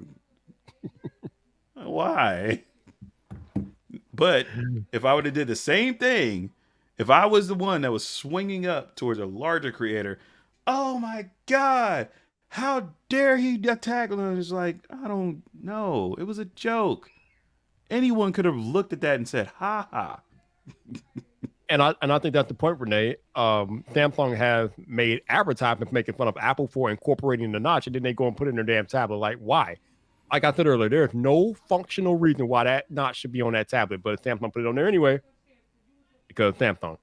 But here's my grand thinking of everything. Everyone makes fun of everybody. OnePlus made fun of Apple. OnePlus made fun of Samsung. Samsung made fun of Apple. Apple made fun of Samsung indirectly every single time they got up on stage and say, hey, look, everyone has the new iOS. How many new people have the new Android? Nobody does. Like it's fun. Who cares? And, like I said earlier, oh, this poor remote that I made a joke about. I didn't talk about anyone's mom. It's product. Yeah, people. So, Greg, yeah, people are taking things too seriously like they always do. Yeah. If well, Greg I looked comes up, out, okay. no, I'm sorry, real quick. If Greg comes out with that goddamn Terminator background and the shades on, with that Austrian accent and says the S22 Ultra is a piece of shit and I totally don't give a fuck about it, I will laugh my ass off. It's a phone. I don't care. It's Sorry, a little go silly. ahead, Greg. Oh, I was just gonna say I looked up the guy, so I had no idea who you're talking about. And he does not follow me on Twitter, so I'm not gonna be kind to him anymore. No punches pulled. Great. That is what was so random. Like I don't follow him. He doesn't follow me. Yeah. Apparently he lives in Germany. He's on another continent and was bothered, to say the least. Apparently. Ooh, weird. You gotta love Greg, Twitter, man. Twitter is crazy. Greg, since I have you here, I must ask you about all the brouhaha going on surrounding the Apple AirTag. Okay. Now we know that Apple just made some update to better help people track them down. But I mean, if you read what Apple updated, they're just helping people that have iPhones help better locate AirTag. This does nothing to address the problem with Android people who can't track an AirTag. So I don't even want to talk about that though. My question for you, Greg, is what do you think about all of the craziness around the AirTag? People like making them out like they're such this bad thing and they should be discontinued, this, that, and the other. What are your thoughts, man? I think me and a guy named Travis MCP were incredibly prolific on GadgetCast, our podcast, because we mentioned this when this thing was like a rumor, and we said Apple's biggest problem with these things would be addressing privacy, because if they're selling a $30 Bluetooth tracker with the iPhone network, it's going to be incredibly easy to violate someone's privacy by sticking it in their purse or their car, and that seems to be what is basically going on now. It's hard because obviously this technology wasn't meant to harm anyone, and I think if you look at every version of this product that exists that isn't from Apple, there's no thought put into it. So if you look at something like Tile, if you look at something like, honestly, if you go on Amazon and search for a GPS tracker, it's going to be $30. It's the same price as AirTags. It's a GPS tracker, so it's literally live tracking. AirTags aren't live tracking. They have to pass by an iPhone or some other Apple device to kind of ping the network. But you can buy a $30 GPS tracker, get super, super accurate whereabouts of people. And on like that Amazon page, they literally advertise you can track people. This is magnetic. You can put it under someone's car, and they are not ashamed to do that. So I think it's a rough spot for Apple. Obviously, Apple, they are a very successful company. If they release something, they just have everyone's attention. So there's a lot of people who probably didn't even know this technology existed until Apple released it in the form of an AirTag. I think Apple's taking the right steps to try and address the tracking concerns. Again, I think they're doing the most out of any other company that's selling this type of product. They're going above. I don't know if they're going above and beyond, but they're going beyond what they kind of needed to do. It would be nice if they could release something for Android phones, an app maybe that could maybe track down an AirTag to see if one was like placed somewhere near you. So I would like to see them do that. I don't know what the logistics is behind that. I'm not going to go, oh, they need to release it tomorrow. I just don't know. Like, I don't have the technical expertise to know how Apple could do that for Android. I imagine it's not too hard. I don't know, but I would like to see them like address that, because I really do think that's probably like the final piece of this puzzle to get them more on like a better standing with everyone. But I do like all the updates they have been putting into AirTags. And I do like that, normally when Apple takes a privacy stance, they're very strict. They would normally go, you know what? If you find someone else's AirTag, we can't tell you whose AirTag that is. But if you notice with this recent thing, they specifically said AirTags are tied to Apple IDs. Yep. And if a law enforcement hands us over an AirTag that was used for one of these cases, we will identify you. So that is good to see. Definitely. Renee, yes, there is. I mean, Renee, you already know, but yes, there is an app for Android that will allow you to track an AirTag. The only problem is you have to know that you're being tracked with an AirTag before that app even becomes useful, because it doesn't monitor the presence of an AirTag.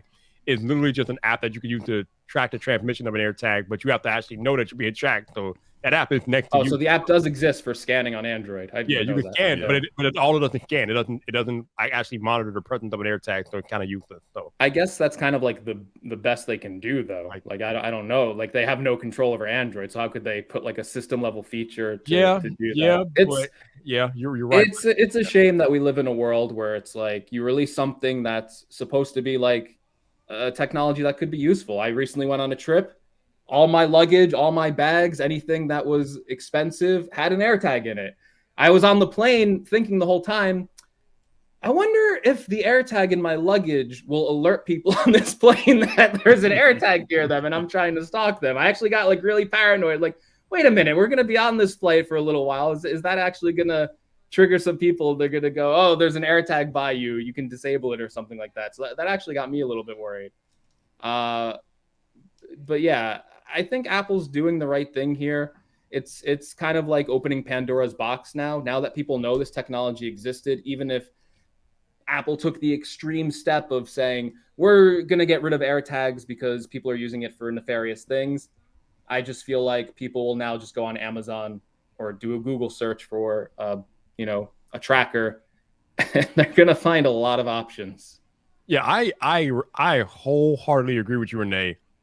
If you use an Apple device for criminal activity, you are a moron, because that device can and will be traced back to you very easily. Like, I don't understand why criminals would even go out of their way to do something dumb like that. What are you doing? I don't understand. But I know it's like a bad thing. I almost feel like this could be maybe a little bit positive in a way, to put a positive spin on it. Oh, it definitely here. Okay, so let's talk about that, Greg. It is positive, because had it not been for the AirTag, we would not know that people were being tracked this way. That's why I get so frustrated with all the negative press around AirTag, because we wouldn't even be having a conversation if the AirTag were not working as intended. Yeah, like, I know it's Apple, so obviously it's going to get the news story, but I'm sure this has already been going on. The technology's existed. And if anything, it kind of alerts you to maybe be a little bit more wary every time. If you get into your car after being somewhere and you notice someone following you, you got to be a little bit careful and stuff like that, because people might be tracking you and you might have to scan your car for all these things. And the scary part is, like I said, some of these trackers aren't, there's no app to go on your phone and even start a scanning process. You're kind of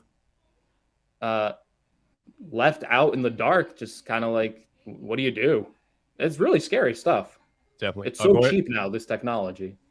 Go ahead, Trent. Look like you're about to say something. No, I was gonna say, honestly, I am 100% in the middle of all of this. When I say middle, I don't necessarily lean towards one side or the other, because I made a video about it. In the video that I did, I was like, look, here are the pros, here are the cons, here are how the pros circumvent the cons, here are how the cons circumvent the pros. It's not the product, it's the person. And the best way to break this down is, I own a car. I have a driver's license. If I wanted to, I can go drive and pick somebody up and take them home. Or I can take my car and drive it into a parade of people. It is all about how the person uses it. You can put anti-lock brakes on a car. You can put safety monitoring on a car. Make sure someone's licensed. Make sure someone blows an alcohol test. There's all these things that you can do to help prevent an accident or prevent something from happening. But there's still the intent of the person using that and however they want to wield it. Same thing with fire. Fire, you can either warm somebody or you can burn somebody down. This is literally one of those things where it's just about, I feel like, to a certain degree, Apple is taking the correct steps, and they've taken a lot of great steps. They, like Greg said, they did open, Pandora's box with it. But once again, it's how you use it. I can't fault somebody for wanting an AirTag because the intended use is a good idea. But at the same time, if someone does use this for a nefarious purpose, if someone does use this to be the biggest asshole on earth, like Renee Ritchie said, you would have to be stupid as shit to think that there wouldn't be some tracking that would lead back to you. There's an ID that has to be tagged with that. There's other things that are in place. So it's not like we're just throwing the gun in the kid's hand and saying, hey, it's all on you. It seems like I said, it's a middle thing. It's all about how it's used. I understand. I 100 completely understand when women say this is scary because a guy could track me, and we all know about the whole thing about, men and women and safety and all that. I totally get that. However, it's the intended use. I would like to believe that there are more people in the world who are going to use this for the right reason than more people who are going to use this for the wrong reason.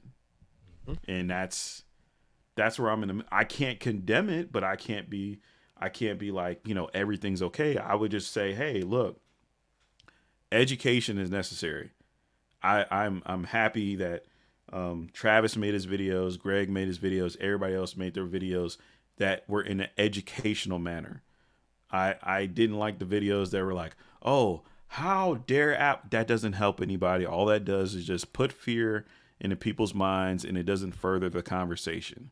But when you actually know about stuff and you can kind of figure stuff out, then it's better.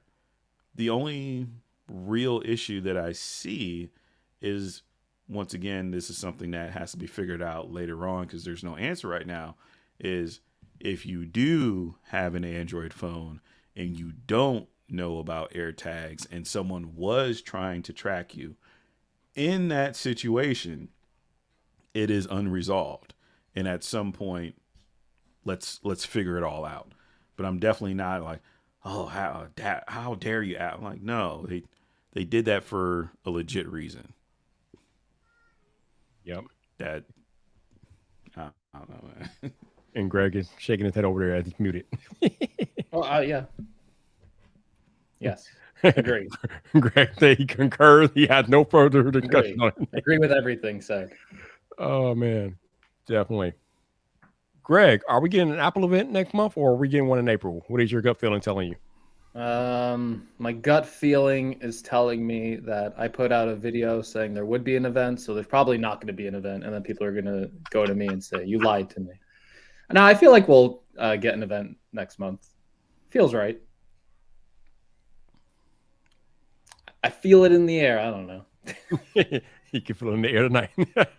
I'm just hopeful there's an event next month, so I have something to talk about.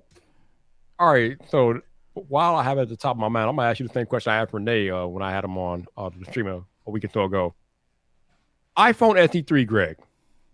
We know it's coming with the iPhone 8 Yes. Form factor, A15 Bionic chip, 5G, and probably the same size battery that we got with the iPhone SE 2020. Greg, I feel like this is the recipe for disaster. How do you feel about this? Well, I don't want to break Apple's embargo, but I do have an iPhone SE3 right here. You can't disprove that it's not an iPhone SE3. So has the 5G, all the good stuff.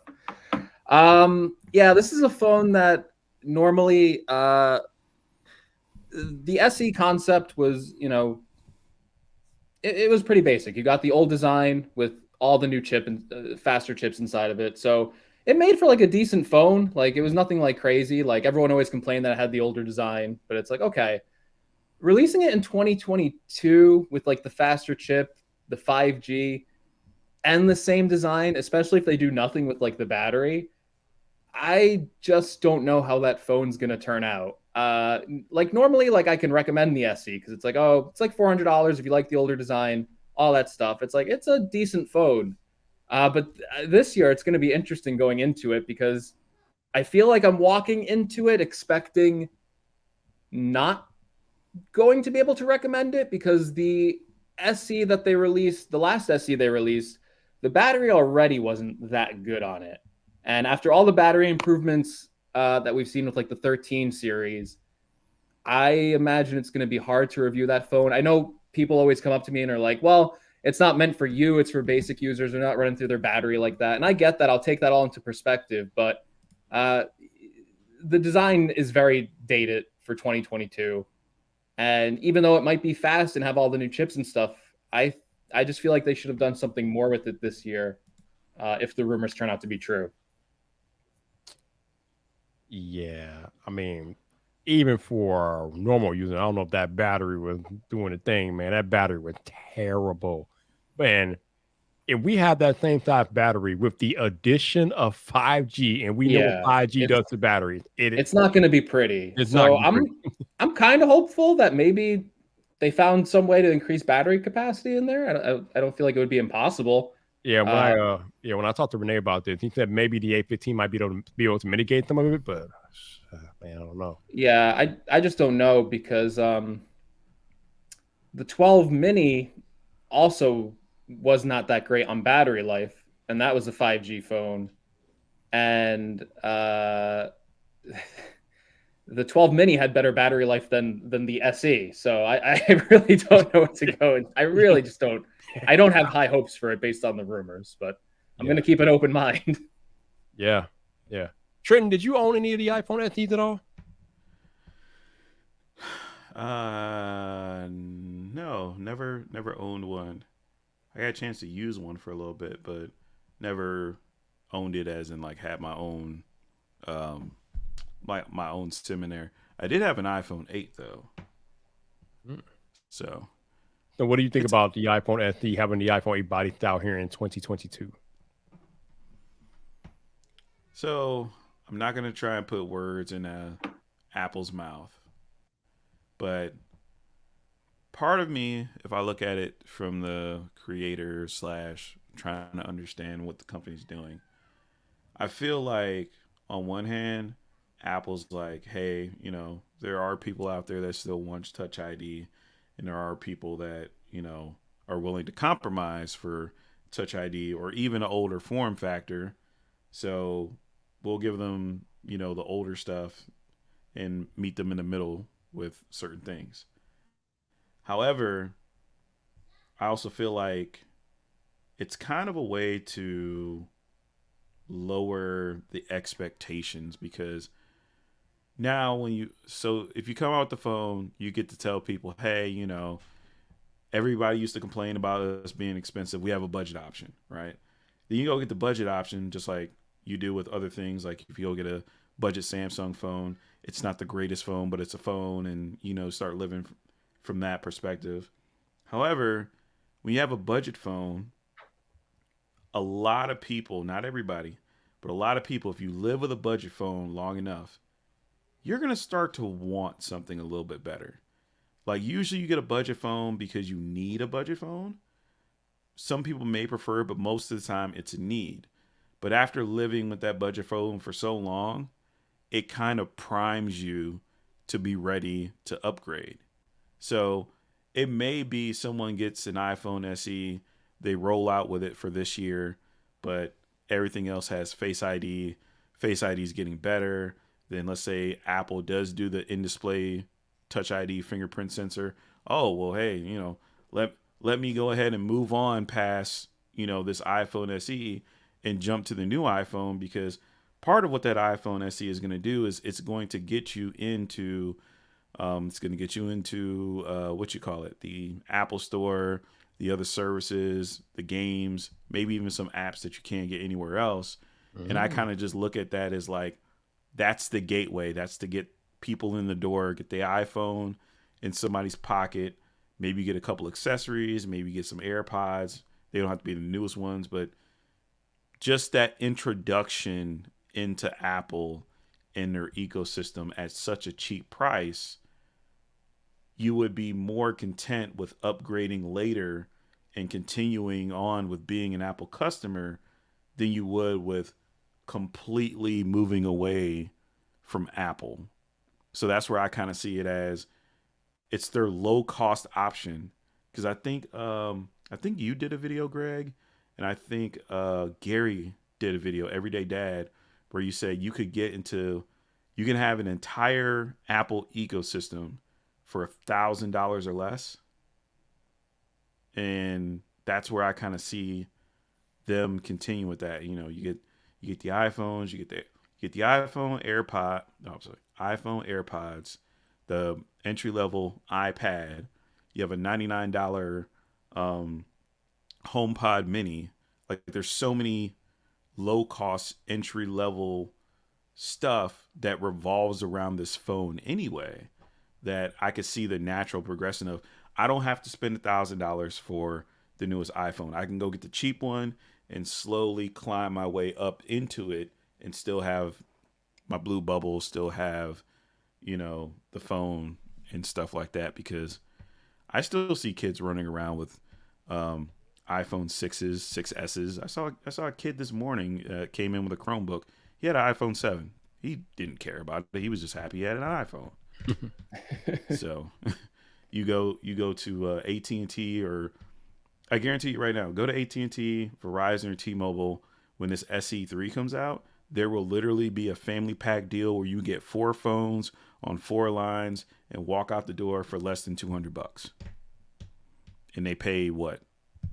I don't know, $30 a month between all 4 phones or something. Maybe like 40, because each phone would be like $9.99 a month. So that's the way I look at it. And it's just, yeah, it's gonna suck the battery life, but it's gonna be like, hey, it's a budget phone. That's what you get. That. Yeah, I agree with you. Like you said, it will be a good gateway to get people into the Apple ecosystem. I wanna address a question from Janosin's Greg. When the iPhone 14 gets announced, will Apple keep the 13 mini around? Because we know that they more than likely won't make a 14 mini. So are they going to keep the 13 mini around, or are we going to see the end of it? I think they'll keep it around in the lineup, just because this last cycle they kept the 12 mini in the lineup too. I feel like they like to have like those kind of, Apple's kind of built like a lineup of phones at this point, from $400 to $1,099 with $100 price increments in between.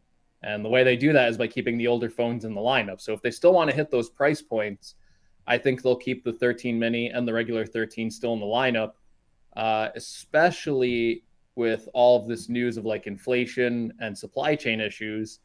The 14 model this year might actually be a little bit expensive. It actually like the price trend for iPhones these past few years has actually been going down.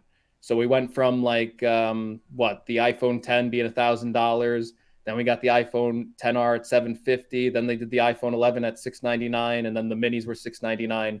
So for this year, we'll see what ends up happening, but it's very likely that we'll have, because the rumor is that they're going to have a bigger iPhone 14 Max. So it's probably likely the lineup for that will look like iPhone 14 at $799, and then iPhone 14 Max at $899.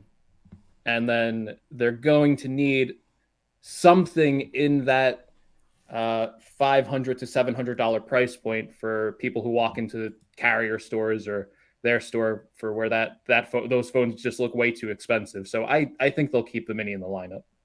Gotcha. Greg, do you have any interest in, or did you pre-order any of the Galaxy S22 devices? No. No pre-orders. The way he said it. But yeah, remember when we talking to Trent? No. This is Greg, man. This is Greg Bougie. No. That man ordered a fold, and I watched him do it. Oh, that's right. He did. That's right. I did have a fold. I had a flip as well. Well, okay. So just no interest in the S22, huh? Okay. There's hope for you yet. No, I didn't even watch the event. I saw the reviews pop up, and I was like, you know what? I'm good. And then I saw people having issues ordering the phone, and I was really like, well, I'm not going to waste any time on this. So, the main issue was through Samsung. I went through the carrier, and it was a breeze. Yep. Yeah. I'm gonna do that from now on. Yep. And on that note, I think I've kept y'all here long enough tonight. I appreciate y'all hanging out for another edition of Friday Night Viper. Shout out to Travis for making time earlier. Shout out to Trenton and Greg for being here, and all y'all in the chat. Thank you. Unless something crazy happens, I will catch y'all next Wednesday night for the lounge. And hopefully sooner or later me and Trenton will get our S22 Ultras in hand, and we can have some boisterous discussion about that whenever they'll come in. That's the one thing I love. That's the one thing I love about Samsung. They are not like Apple. They do not care when we get these phones in hand. They don't adhere to a street date.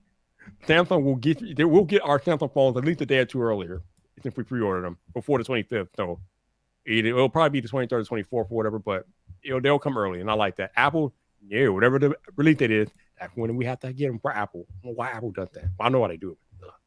I prefer the Apple way. I like the set schedule, and I definitely prefer Apple's method of the embargo period. I don't like I don't want Apple to ever do an event and 50 other YouTube people just put up a video of iPhone 14 hands-on. If that happens, that'll be a sad day for me. Hell will freeze over if that happens. Hell will freeze over. I don't think Apple would do that because Apple has too much hubris to do that. They I think you said it, Greg. They want you to watch their event. They are not trying to have your attention diverted at all. They get to tell the story. I don't get why Samsung does this. It just makes no sense to me. You get an additional press cycle out of it too if you move it all around. I don't know why they kill the hype like this. It's crazy. But y'all enjoy your Friday, and I will catch y'all next week. But until the next time, people, this your boy Viper, the man about tech. You know where to find me. So come back.